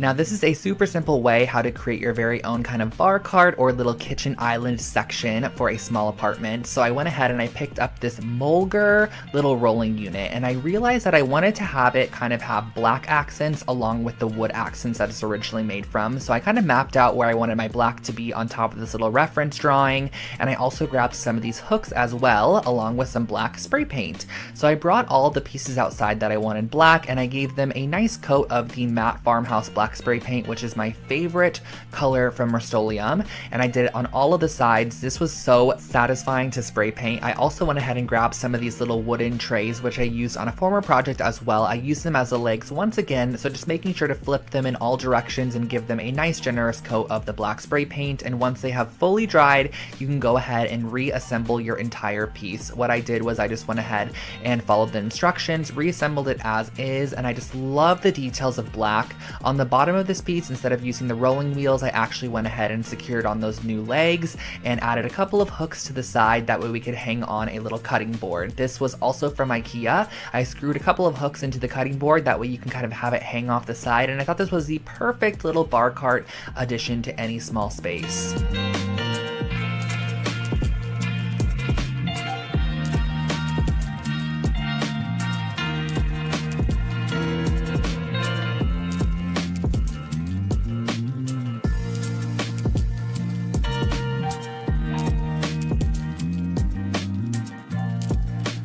For our next project, I wanted to share with you guys how to create your very own knobs using clay and also these really cute photo holders. So the first thing I did was I kind of created a chunky ball, and I just honestly inserted a screw on the inside, and this is going to be a knob for a dresser. I'm going to create a triangle shaped one as well. And then right here, I'm kind of just creating a disc and using a popsicle stick to create a slice down the center. This is going to be our little photo holder or memento holder. So you're gonna wanna go ahead and bake these, and once they come out of the oven, you could just simply paint them as you'd like. I used my brass gilding paint on the round knob to kind of give it a hammered look, and then on the smaller one I painted it pink, added some white details to give it that ceramic vibe, and last but not least, I just left the actual picture holder completely raw.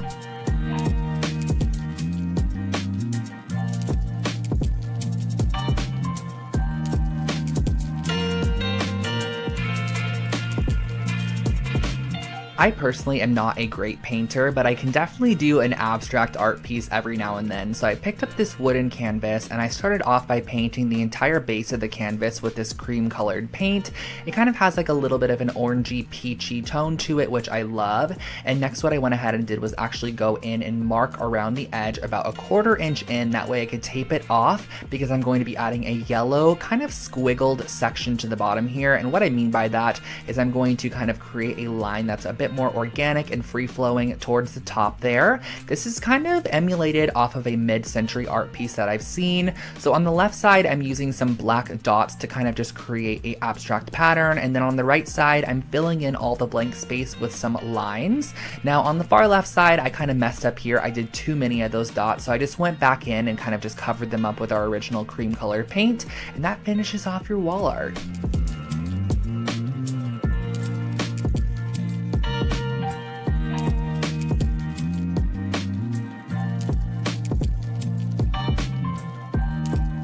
This candlestick DIY is actually one of my most recreated projects on my YouTube channel, and all you have to do for this is actually fill up a pitcher or something pretty tall that you could submerge your full candlestick in with some lukewarm water, and you're going to let your candles sit for about 15 minutes or so.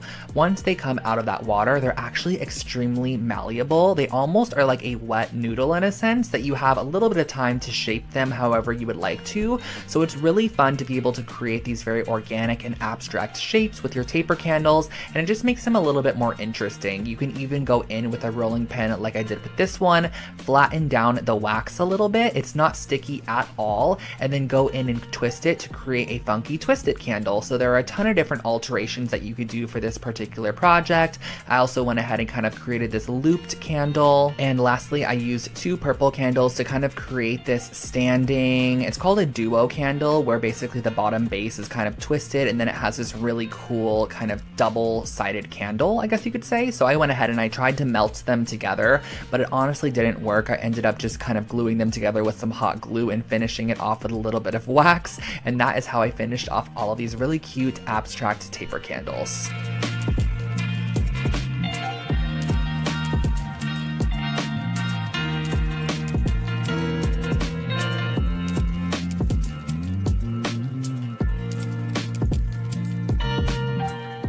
This next project was one that I kind of just did for fun with materials that I already owned. I used one of the little woven macrame baskets from IKEA along with the round circle object, which is this one right here. I've used this in a previous DIY as well, and I went ahead and I constructed it. And what I kind of realized I could do with these 2 IKEA items was actually create a basketball hoop, which sounds strange, but I thought it was really cute for like a little boy's room or something like that. So I went ahead and I cut away the mesh from the bag. So we just had this nice little like layer of mesh that I could then use to create my very own net. So what I basically did to create this net was I went ahead and I added a little dab of hot glue every now and then, and I just adhered it around the actual ring of the little Lindrande piece from IKEA. And once it was fully secured around on the back side, I did adhere it all the way on the back, and I glued together the net kind of on the back side because it was going to be open on the back side. So I glued that together as well. I then went ahead and cut away any excess material that I didn't need to use anymore,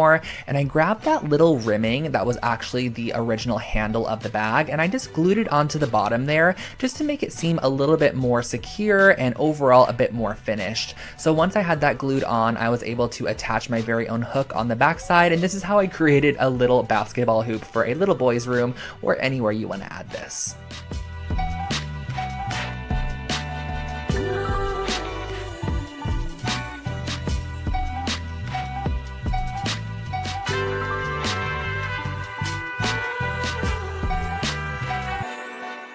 Now this next project was a super cute idea, and I'm going to share with you guys how I would probably do it a little bit differently. So I started off with this plate holder from IKEA, and I cut one side off of the plate holder so that I had the little middle stick sections attached to one side still. So as you can see, this is the piece that I'm going to be using. But something I did for this project, I don't know why I did this, but I just glued it down with some strong bond adhesive when I definitely should have drilled some holes in there and kind of lodged the wood pieces in there so it was a bit more secure, along with some glue as well. Now these shelf brackets I picked up at the dollar store, and I spray painted them with my matte farmhouse black spray paint. And once I had those done, I went ahead and I also sprayed 2 of these little hooks, and my intention for this being used was to actually hang wine glasses upside down on the little dish holder, and then on top you can add wine bottles and anything you want to add on the left side on the hooks.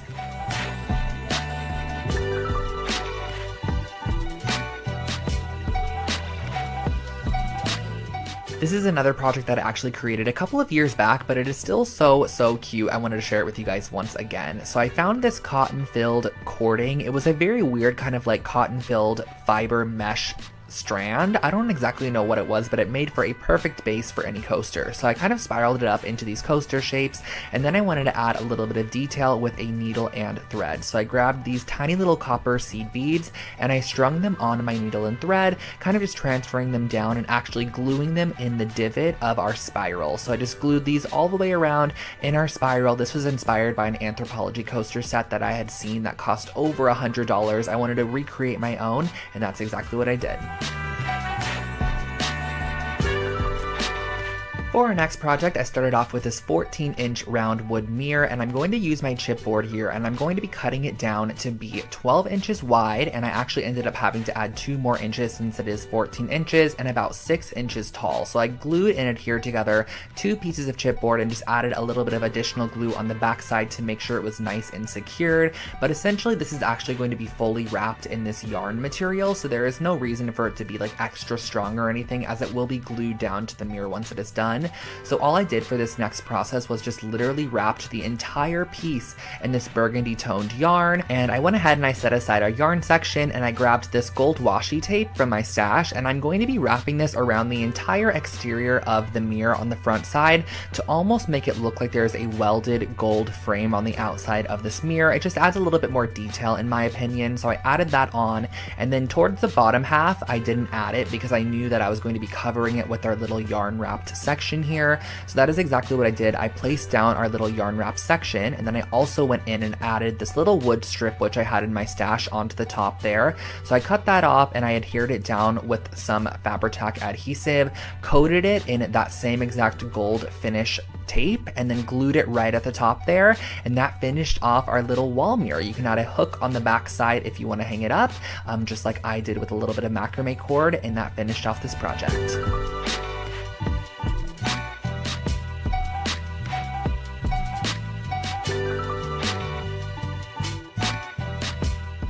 This next project blew up on TikTok, and I knew I wanted to recreate it here on my channel, so I actually grabbed 2 different gallons of soda. This was actually just ginger ale gallons, and I went ahead and I cut the tops off with an X-Acto knife, and I grabbed this Fairy Light pack. Now this Fairy Light pack was from Amazon, and if you plan on running this all the time, I do suggest getting one that plugs directly into the wall as opposed to a battery operated one, which you're gonna kind of have to hide the cord down the wall if necessary.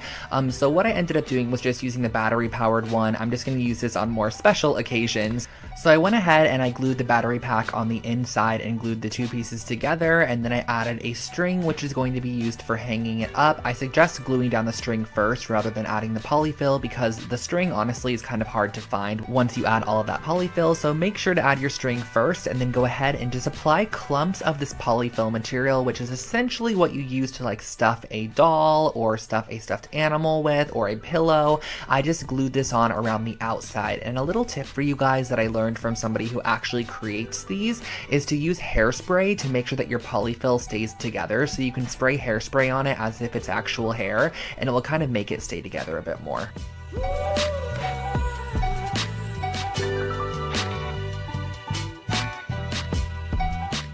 This is a really cute way how to make your very own Polaroid magnets for your fridge or any surface that you can add magnets to. So the first thing that I did was I actually went into my Photoshop application and I found a Polaroid image on Google, and I just duplicated it 8 times, and then I went to Pinterest and found a couple of images and just screenshot them into square shapes, just images that I personally liked. And I also did one of myself just to show you guys the different variations you can go for. I popped the images on the inside of each of the Polaroids there, and I printed it out as shown. And next what you're going to want to do is just cut them out using an X-Acto knife. So I just cut around all of the edges, making sure that each of my little Polaroids was its own image, and just kind of making sure to cleanly cut each of the Polaroid pieces, because we are going to be adding these onto a foam sheet next, which is kind of going to elevate them and just make them a bit more substantial. So I went ahead and I cut down different foam squares for each of our little magnets, and I glued on top of it our printed out piece of paper, and that really finishes off the base of our magnet. Super simple and very, very easy.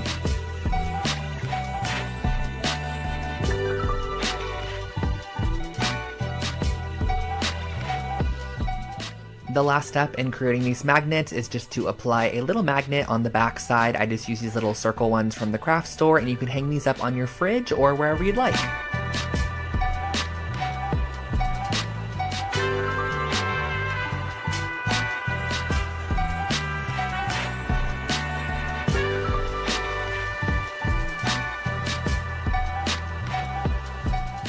Here is another Anthropologie inspired project that I saw online. It was about $60 to $100 per piece, so I picked up this woven placemat at Target for just under $5 and used a little bit of macrame cord, and I cut them into 6-inch strips and used a crochet hook to weave them on the outside of the entire ring of this placemat. This is just a very repetitive process of looping through our macrame cording around the entire exterior of this piece, trimming it once you're completely done, and then what you're going to actually do is unravel the entire strand of macrame cording. It's kind of like a rope, so it is pretty easy to go in there and kind of unravel it a little bit, and then you get the individual fibers, which I used a little pair of tweezers to just kind of brush out. And once you're completely done with that, you can again spray some hairspray on these if you want them to stand up a little bit more straight, add a loop on the back side to hang it on the wall, and that finishes off this wall decor.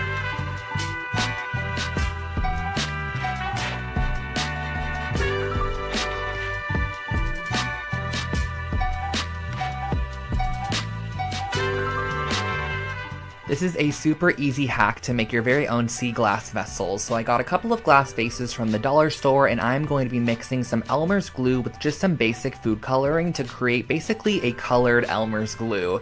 And all you have to do from here on out is actually just paint this on the exterior of your glass vessel, and once it dries down, it's going to end up being such a pretty matte color. So I ended up applying just a decent amount of glue and then adding in a couple drops of food coloring. Do keep in mind that it's going to be pretty translucent, but once it dries, you're really going to be able to see that color. For this first one here, I just did a nice minty green shade, and for our second one, I added some more Elmer's glue into a Dixie cup, and I just went ahead and I did a blue sea glass, which I love the way that this one turned out.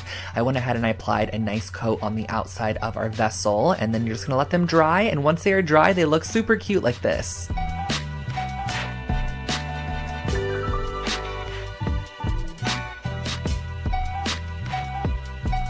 Back with another IKEA hacks, I'm going to be using this basket, which is the Snidad basket from IKEA, and I'm going to also be using the Hema light cord. So the additional supplies are just a wire cutter and some hemp cord. So the first thing I wanted to do on this basket was actually remove the handles because I want to turn it into a pendant light as opposed to a basket. So I just cut off these little raffia strands on the side there, pulled out the handle, which was just kind of nail gunned in. And once you have both of those handles removed, we're going to be flipping it over so that way we can create an opening on the bottom for our light cord. So I just went ahead and I actually cut diagonal across from each other out some of those little sections. So I went ahead and I cut this one out, I cut a little bit higher than that, and then directly across from that I did the same exact method of cutting them out. So I had two open holes here that I was then able to string my light cord through and kind of tie it onto that middle intersection and allow my light to hang in the middle and also me hang it from the ceiling there. So I just dropped through my light cord, wrapped it around,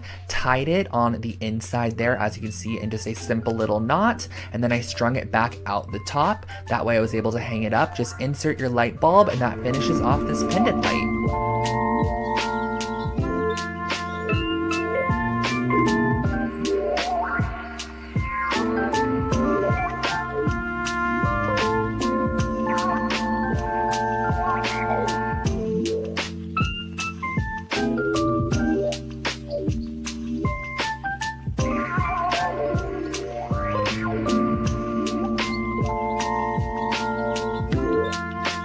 When it comes to shelf styling, I love these kind of geometric brass or just metal objects. I think they're so much fun. So I ended up creating my very own using these wind twisters from the dollar store. This is what they look like originally. They are so ugly, but I actually glued a couple of them together to start, and I used a wooden dowel as kind of the base for our little structure. So I'm going to be sticking that through, applying some hot glue, and just hot gluing down our wind twister onto it.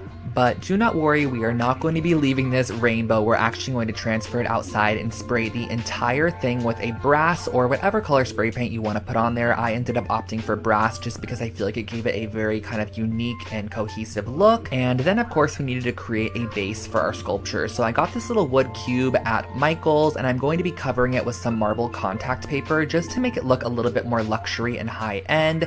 And I just kind of did this how you would a present. I just cut off different edges and made sure it was was nice and flush. Created another one, just a matte black box to give you guys options so you can kind of see what it would look like. And once I had both of my box pedestal bases, I just drilled a hole down the center of them, which I could then go in and apply the stick with a little bit of hot glue so that our sculptures can stand up. So I piped in a decent amount of hot glue, pressed my stick on the inside, just made sure it was standing upright, and do not worry about this at all. It is super lightweight, so it's not going to topple over, and that finishes off our brass sculptural objects.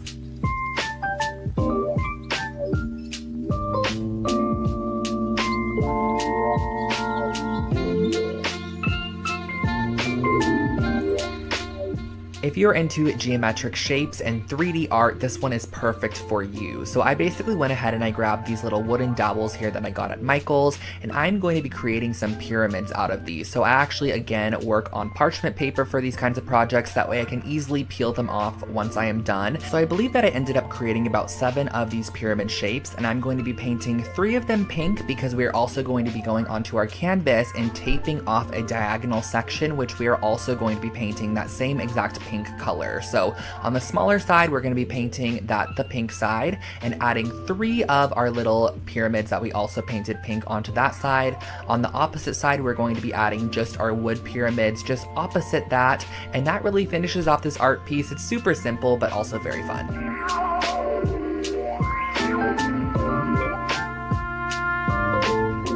When the moon mirror became popular on TikTok, one of the most requested projects I created was this moon mirror. So I figured I'd go out and grab a circular shaped mirror, some joint compound, and get to work. So basically for this project, what you're going to want to do is kind of map out where you want your moon shape to be on the right side of your mirror there, and spread a decently thick amount of joint compound on that section. I probably did a 1/4 inch, but you can vary it and make it thicker in some sections. I believe that also gives it a little bit more texture. And next, what you can see me doing is actually going in with a sea sponge, and I'm going to go ahead and just create some nice texture throughout the area.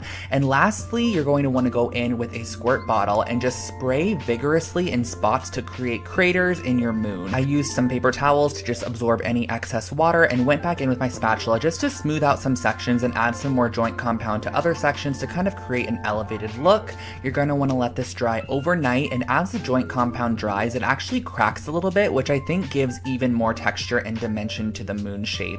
So what I'm going to be doing next is mixing up a little bit of brown acrylic paint with some white to create kind of an off-whitish color, which I'm going to go ahead and paint my entire moon shape with just to give it a full coat of one solid color. And then I'm also going back in with a little bit of diluted brown and just some other whites and spray paints, whatever I want to add in here just to kind of add texture, and that finishes off your moon mirror.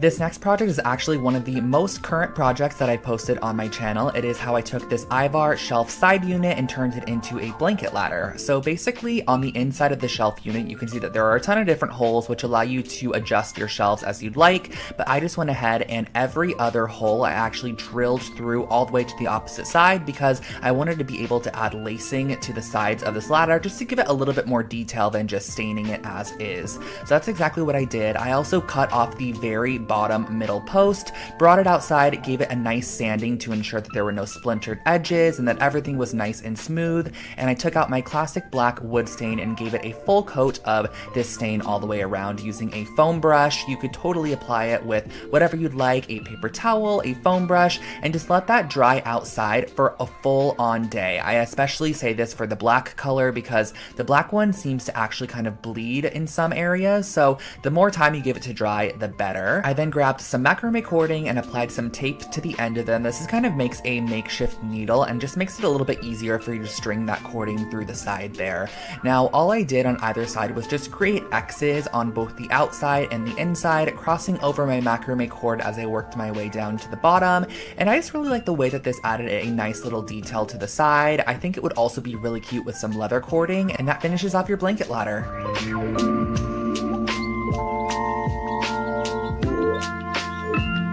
For our next project, we are jumping into something a little bit more intermediate when it comes to macrame. I know some of the earlier projects were a bit more simple, but what I'm going to start off by doing is just cutting some long strands, 6-foot strands, and you're going to need 8 of them. I then went ahead and tied all 8 strands into a knot, and this is going to be our very bottom section, so I suggest that you kind of separate them in sections of 2 and create a plus sign with your macrame cord. Now, what you're going to start off by doing is creating a sequence of square knots once again, which is just right over left and then left over right. That's how you create a simple square knot, and I just made these probably about 2 inches from our base section. So we kind of have this little flower shape. Then grabbing neighboring strands, you're going to do the same exact thing, creating a square knot with 2 neighboring strands about the same distance that you created with your first ones from the center knot, and just make sure that they're as even as possible. This will just make your macrame look a lot better in the end. I placed my bowl on top to get an idea of how much more I would need to macrame upwards. And for this next section, I probably went up about 6 inches and created another square knot here. So as you can see, applying my next round of square knots, and then we're going to be doing a little bit of macrame, which is basically just constant right over left, left over right to create these little sections, and that finishes off your macrame planter.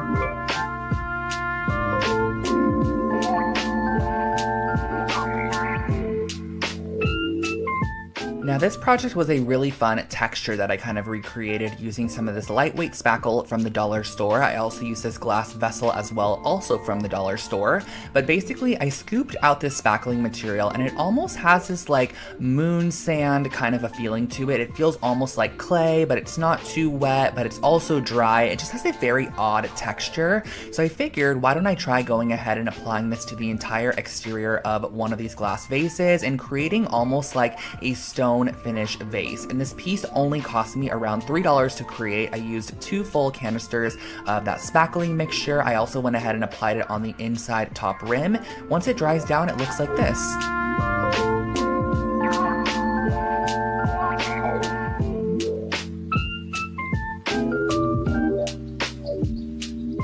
Tiled furniture has been super popular across TikTok and social media lately, but I wanted to downsize it for people that maybe are a little bit intimidated to create their own furniture piece, so we are going to be creating some tile coasters. I got these 2x2 square tiles from a shop in Los Angeles called Floor & Decor, and I cut them out into 2x2 sections to create a small little coaster, and I went ahead and adhered them to a piece of cork board just because I felt like the cork would be a nice material to kind of sit on top of any tabletop, and the tile will not scratch it. So I adhered those down first on all of my coasters and went ahead and make sure that they were nicely attached, and then cut them out using an X-Acto knife or a pair of scissors. I brought out some acrylic paint just to see how this would work on top of the tiles, and I can tell you guys it worked perfectly. All I did was 2 to 3 even coats of this acrylic paint on top of the tiles and also on the sides there. So this is my second coat that I'm applying on, using my heat tool to dry it down. And then what I actually did was went in with a Mod Podge hard coat and did 2 full coats of this hard coat across the entire top and sides of our coaster. This makes it water and weather resistant. And then I brought out my grout, which I've used in a lot of different projects that I've done tiling in the past. This is just a nice warm gray grout, so I applied it with my finger into the grout lines, just kind of evenly dispersing it, wiping away any of the excess. And then what I did in the end was I actually used a little bit of caulking, and I just applied it to the sides to give it a nice clean finish, and that finishes off these coasters.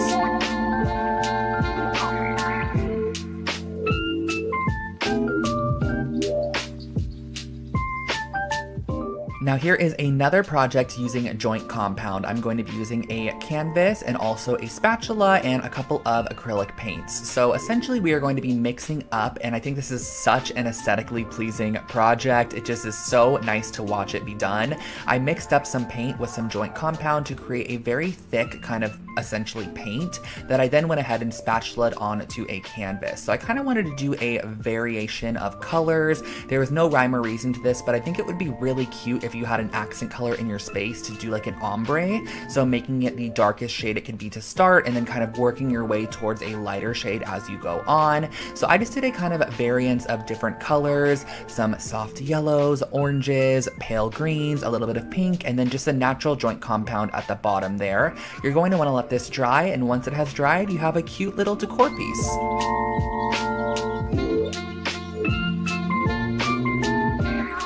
I I think this next project is one of my favorite pillow DIYs that I've done on this channel. I think it just turned out so cute. I basically ended up using some of this wool roving yarn and cutting them into 3 strip sections because I'm going to be ending up braiding them and turning them into little pieces that we're going to be decorating on top of the pillow. So I started off by tying a knot and leaving just a little bit of a tail on there because we're actually going to be using that as a tassel in the future. And I'm just going ahead and doing a simple braid down this entire section here. Now you're going to need 6 pieces that are 14 inches braided length, and then you're going to need 2 sections that are 4-foot braided length. So once you have all of your strands created here, you're going to go ahead and start decorating your pillow. I'm going to be using Fabri-Tac adhesive, which is a fabric glue that works really great, and kind of following this pillow that I found on Wayfair, but it was $120, and I was like, we can easily create this for way less. I think this project ended up costing around $15 to create, and I used my Fabri-Tac to adhere down my little strips along the front of the pillow.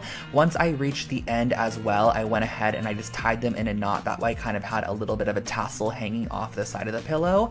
And as you can see here, I'm cutting those tassel edges, and that really finishes off this pillow. It turned out so freaking cute in the end, and I think this is a really fun project.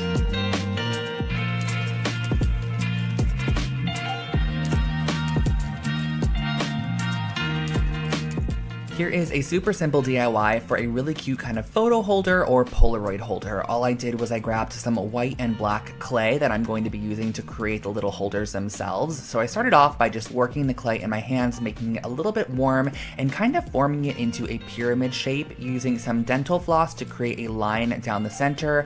That little dental floss line that we created is going to be able to hold your photo. You can kind of slip it in that line once it is baked. I also went ahead and used some black clay because I wanted to create almost a marbled looking one. So I mixed together a little bit of black, or I guess a lot of black, and a little bit of white to create more of a black based marble pattern. So I twisted it up, kind of molded it into the shape that I wanted it to be in, used my dental floss to again cut a line and just create the nice edges on that pyramid shape there. Popped them on a cookie sheet and just baked them in the oven for about 20 minutes, I would say. And then once they came out, you can add any additional details you would like on there as well. So I went ahead and wrapped one of them with some washi tape and used a little bit of my brass gilding paint to go ahead and paint the top of it as brass. Allow that paint to dry, and you can slip your photos or Polaroids in these and store them on a desk or shelf.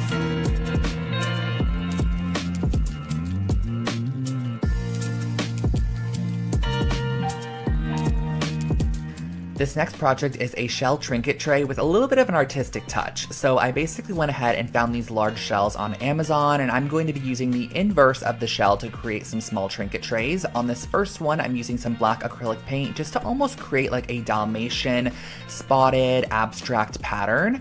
On the second one that I'm doing here, this one's going to be a little bit more funky. I'm kind of following a retro modern pattern and using some pastel tones to map out the pattern on the inside. I'm just doing some horseshoe shapes, kind of some fish shapes, some rings, some lines, some clouds, whatever you have, you can just create them as you would like to. I also went ahead and kind of created this pink ombre shell, and then you're going to want to seal the entire piece, that way it's nice and finished off. So I'm using the same Mod Podge hard coat I used on those tile coasters, going in and just painting the hard coat on the top. I suggest doing 2 full coats of this. Once you have it dried down, you have your finished off little shell trinket trays.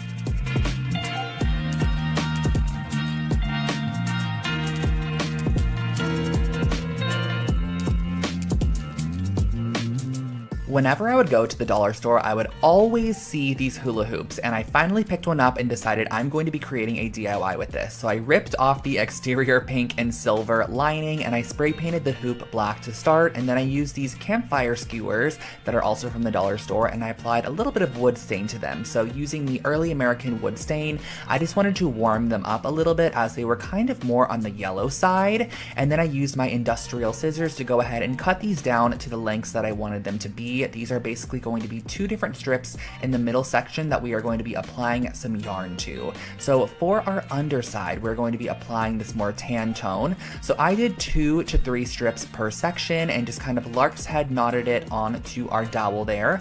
Moving on to the white section on top, I did the same exact thing with the white roving yarn, and I glued down the 2 different sections so that they overlaid each other, and also created this little section at the top that kind of created a triangle. And overall, I feel like it really just unified the piece as one. It kind of before just looked like I had some random yarn strands hanging there, but when I added that top piece, it really made the full section look like it was complete. I used a little bit of tape and a steamer to go ahead and steam my strands and cut them into a nice blunt cut, and that finished off our wall decor.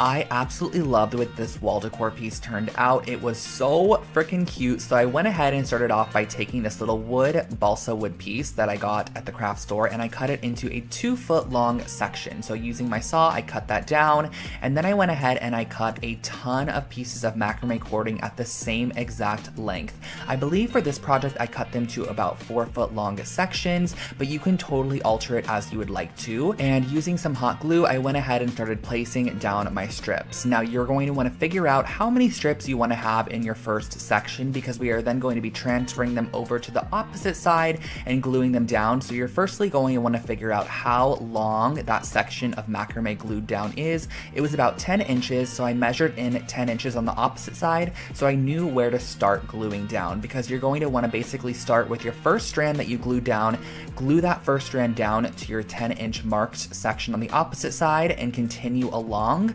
Once you have them all glued down, you can actually bring this over to a dye bath and give it a nice dip dye. So I started off with a light color, kind of dipping it all the way in, adding a bit more dye, dipping it partial way in, adding a little bit more dye, and then dipping it a little bit of the way in. And then once you are fully finished with this piece, you can let it dry, and that finishes off your ombre macrame wall decor.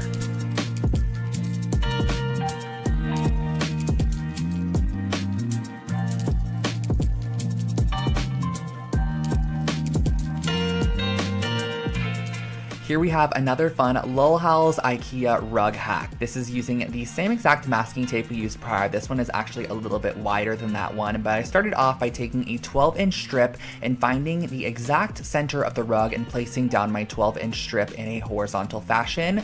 Once you have your 12-inch strip placed down, everything else just kind of comes from there. You're going to want to go ahead and place down your tape as shown here. Now, I just went ahead and made sure that every section that did not have tape was exactly 2 knots wide. That way, when we sprayed our black on there was more of the actual natural part of the rug as opposed to the black there. I wanted the black to be a little bit more, just like not as present as the natural jute itself. So I went outside, sprayed it with some black spray paint so that way all those sections were covered, brought it back inside once it was dried, and pulled off all that tape to reveal your brand new rug pattern. This one ended up being a really cool kind of abstract geometric rug, and I love the way that it turned out.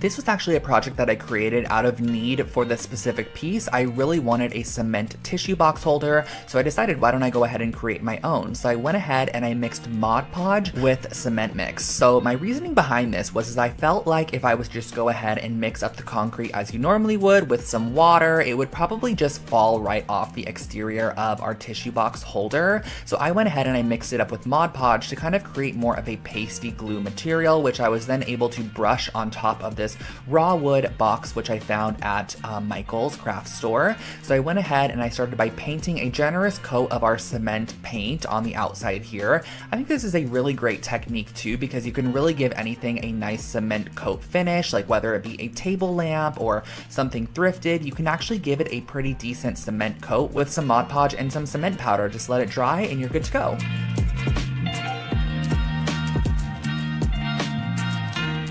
Wow, you guys, we have made it to Project 90, and this one is a really, really cute one. I ended up getting this bubble mold off of Amazon. It is basically a bubble candle mold, and I went ahead and I started off by piercing a hole in the bottom middle using an embroidery needle. That way I was able to string a wick through this area, because I'm going to be melting down some of this soy wax in a double boiler method, where you basically take a pot, fill it halfway up with water, and then put your wax inside of a vessel that is glass or whatever material you have. You're going to place this in the inside of the pot and melt it down as you go. So just kind of melting it down slowly and gradually until you have all of the wax melted. And I also knew that I wanted to add color to this candle. So I started off with the brown kind of oversaturated wax pellets. I found these on Amazon. They are basically just meant for coloring your wax candles. So I went ahead and I dropped a couple drops of the brown in there, and then it was time to go ahead and pour the wax into our mold. So as you can see here, I kind of created my very own mold holder with a paper cup. However, I do not suggest this because the weight of the wax inside of here actually ended up indenting the underside of that cup into our candle. So as you can see here, I went ahead and I applied a clothespin to hold the wick in place. I let the wax fully cool, but as I took this one out, I love the color, by the way. It's like a deep caramel color. As I took it out, you can see that all of the top ball edges just kind of got indented. So I ended up making a second one a little bit lighter in shade, and this one was perfect. I love the way that these candles turned out.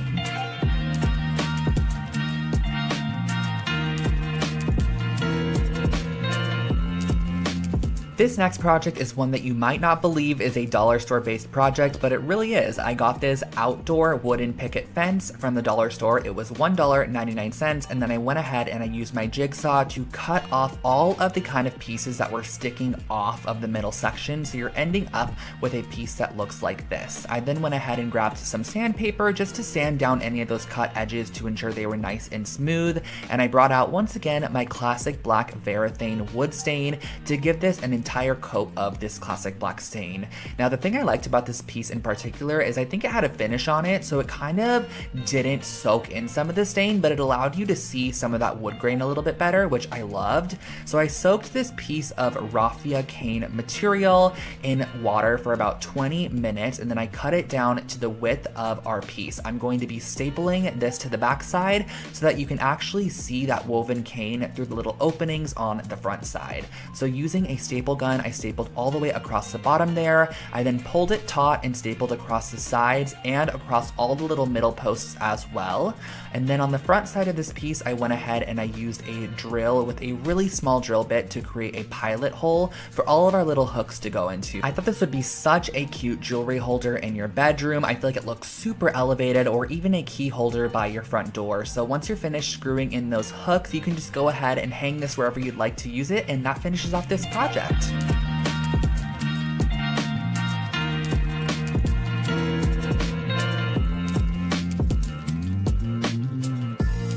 This is a really fun kind of artistic, artsy hack on upcycling old prints that you might not like anymore, or old art in general. This is also a great way to take thrifted art and just make it look so much more interesting. So what I actually did was, taking the entire art piece in the frame itself, I went ahead and I taped off a diagonal section and then taped off any area that I didn't want my spray paint to hit. I also did the smaller one here, which kind of had an emphasis on yellow in the photo. It had yellow daisies, but on this opposite one, I ended up doing a nice little cream toned paint. On the smaller one, I did a yellow glossy paint. And once you remove the actual tape from these pieces and you have a nice generous coat of the spray paint on there, you just are left with such a unique kind of abstract art piece. And I love how the frame matches the paint on the picture itself. It's just a great way to elevate any old artwork or something that you might not like anymore.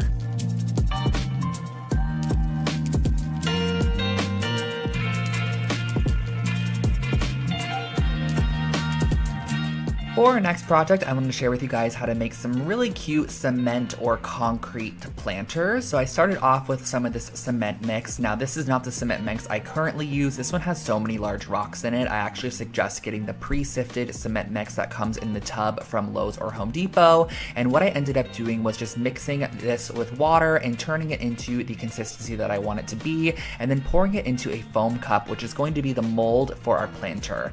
Now, pressing inside of that foam cup, I'm applying a little kind of solo shot glass, which you're going to want to weigh down with a couple of rocks or heavy stones. That way it sits in the middle of your cup and allows it to dry, and this is going to be the mold base for your piece. So once it has fully dried, you could remove that inner solo cup. You have your little place that you're now going to put your plant inside of, and you can also cut away the foam cup from the exterior. I can definitely say that foam cups really create a beautiful mold for any project. It's very, very smooth in the the end, and I like the finish that it gives.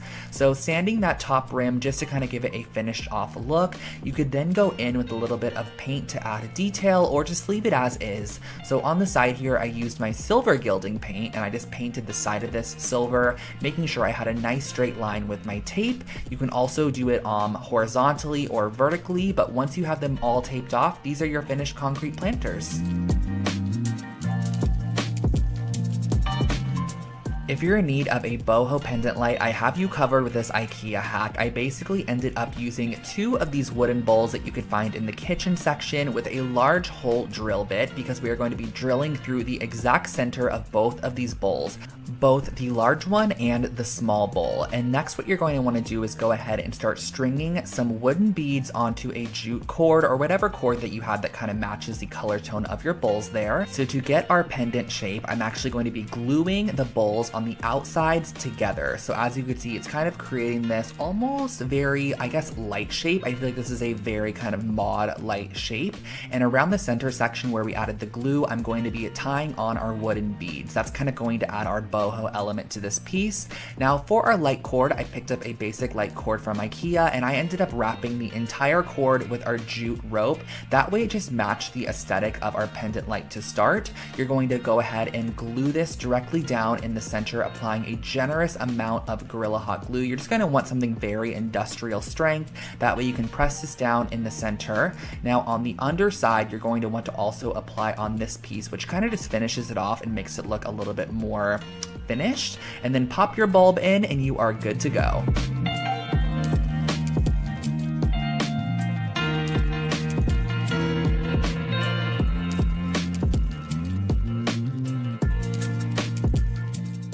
This is my first time ever trying punch needling and it was so much fun. I loved it. I basically used an embroidery hoop with some monk's cloth, which is the proper material you're going to be needing for punch needling. I cut away any of that excess on the outside of my embroidery hoop, and then I went ahead and started to draw out the design that I wanted to go for. So I kind of wanted something a little bit abstract, a little bit geometric. This was my first time, so I didn't want anything too complex. And using my punch needle tool, which you could find these on Amazon, you're going to string through the yarn of choice that you're going to go with and start with the outline of your shape first. So I went ahead and did this larger half circle shape with this orange color. I did the outline and then I filled it in on the inside. Now what I can give you tip wise for punch needling is just to make sure that you punch all the way down. That's what's going to create the loop on the opposite side, and make sure that none of your rings come out as you go along. So I went ahead, I did the white middle section. I also added this little tan section, and then I did a yellow border all the way around the exterior, and then I filled in the white with the yellow as well.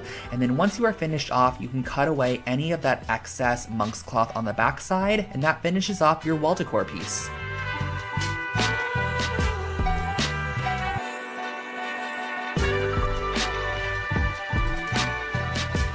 This next project is another super old project on my channel, one of the first DIYs that I ever created, and I wanted to create a little leaning ladder that kind of allowed you to display some of your decor or whatever you wanted to place on here. So I went to the hardware store and I got some wood cut down to the sizes featured in that first frame there, and basically I brought this outside and used nails to nail it together. Now if I was to be recreating this project currently, I would 1000% probably be using either wood glue and some screws or just screws.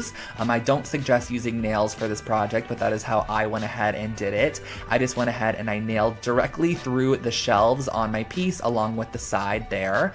Nailed 2 nails into each section, and I just moved my way along, placing shelves where I wanted them to go and using 2 nails to secure them into place. Super simple and easy, and I styled it like this.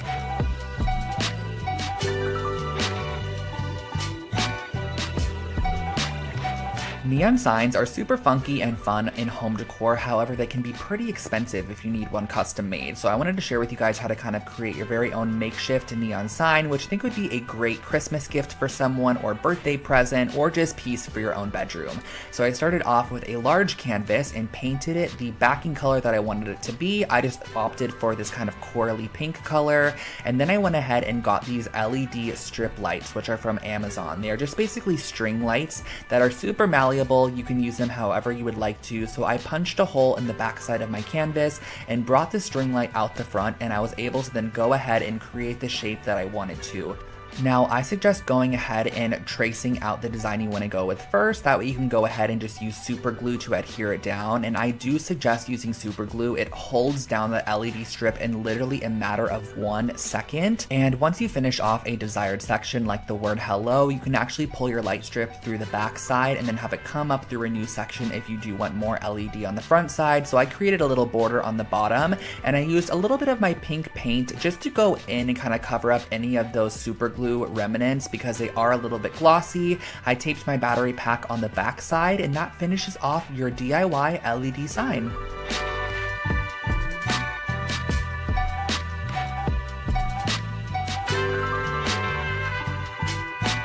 Here I have another fun dollar store project for you guys. So I found these little plant pots at the dollar store. They're basically just like the pots that would essentially be used when plants are first starting out. You kind of grow them in here and transfer them into soil. So I ripped them all apart, and I'm going to be boiling them down in some water. This literally looks like beef. If you guys watch the full tutorial of this project, I talk about how it looks identical to roast beef, and that is basically what it is. But we are going to be using a mixer here to mix it up in a bowl and break down all of our paper fibers, because what we're going to be doing is creating a paper mache bowl using some joint compound and some Elmer's glue.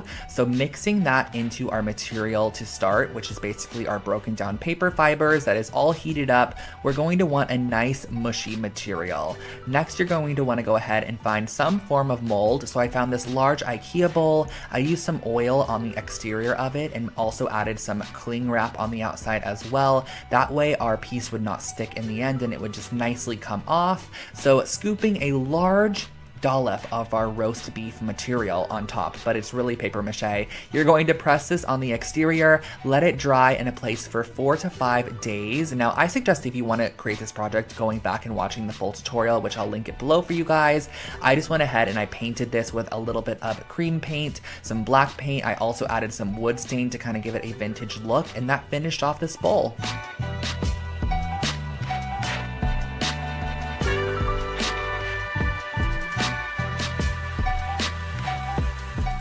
Project 99 is another oldie but goodie, you guys. I'm going to share with you how to create a cute little jewelry holder using some cement mix. So starting off, I'm mixing up my cement as I normally would with some water to create the consistency that I want to go for.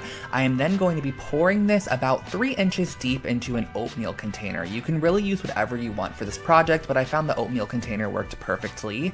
And as you can see, the next step is I'm going to be placing in a paper mache cone, which I'm going to press down into my cement mixture. That way, once it fully dries, it's kind of sealed on the inside of the cement and you can pull it away, and you're going to have your paper mache cone just stuck down in the middle there. Using a little bit of sandpaper, I went ahead and sanded down the edges to make sure that they were nice and clean. But this is how I created a really cute like bracelet or ring holder for your bedroom.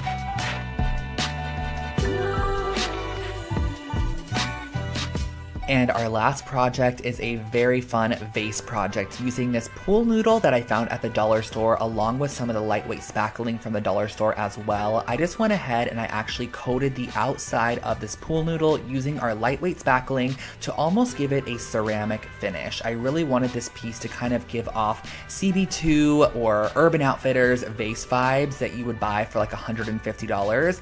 Now, I went through so many processes of spray painting this piece. I started off with black to start, and I was honestly not a fan. So then I went in with this stone finish spray paint. I sprayed this on there, gave it a generous coat of the stone finish, and once again, I was not the biggest fan. It kind of just had this odd colorway to it, and the black wasn't fully coated. So then I brought it inside and I used some white acrylic paint mixed up with a little bit of tan acrylic paint, mixed that together, and then I fully coated my piece with this paint, and I love the way that it turned out. It totally finished it off and made it look like a really funky retro vase. You can pop some florals on the inside, and that finishes off your vase project.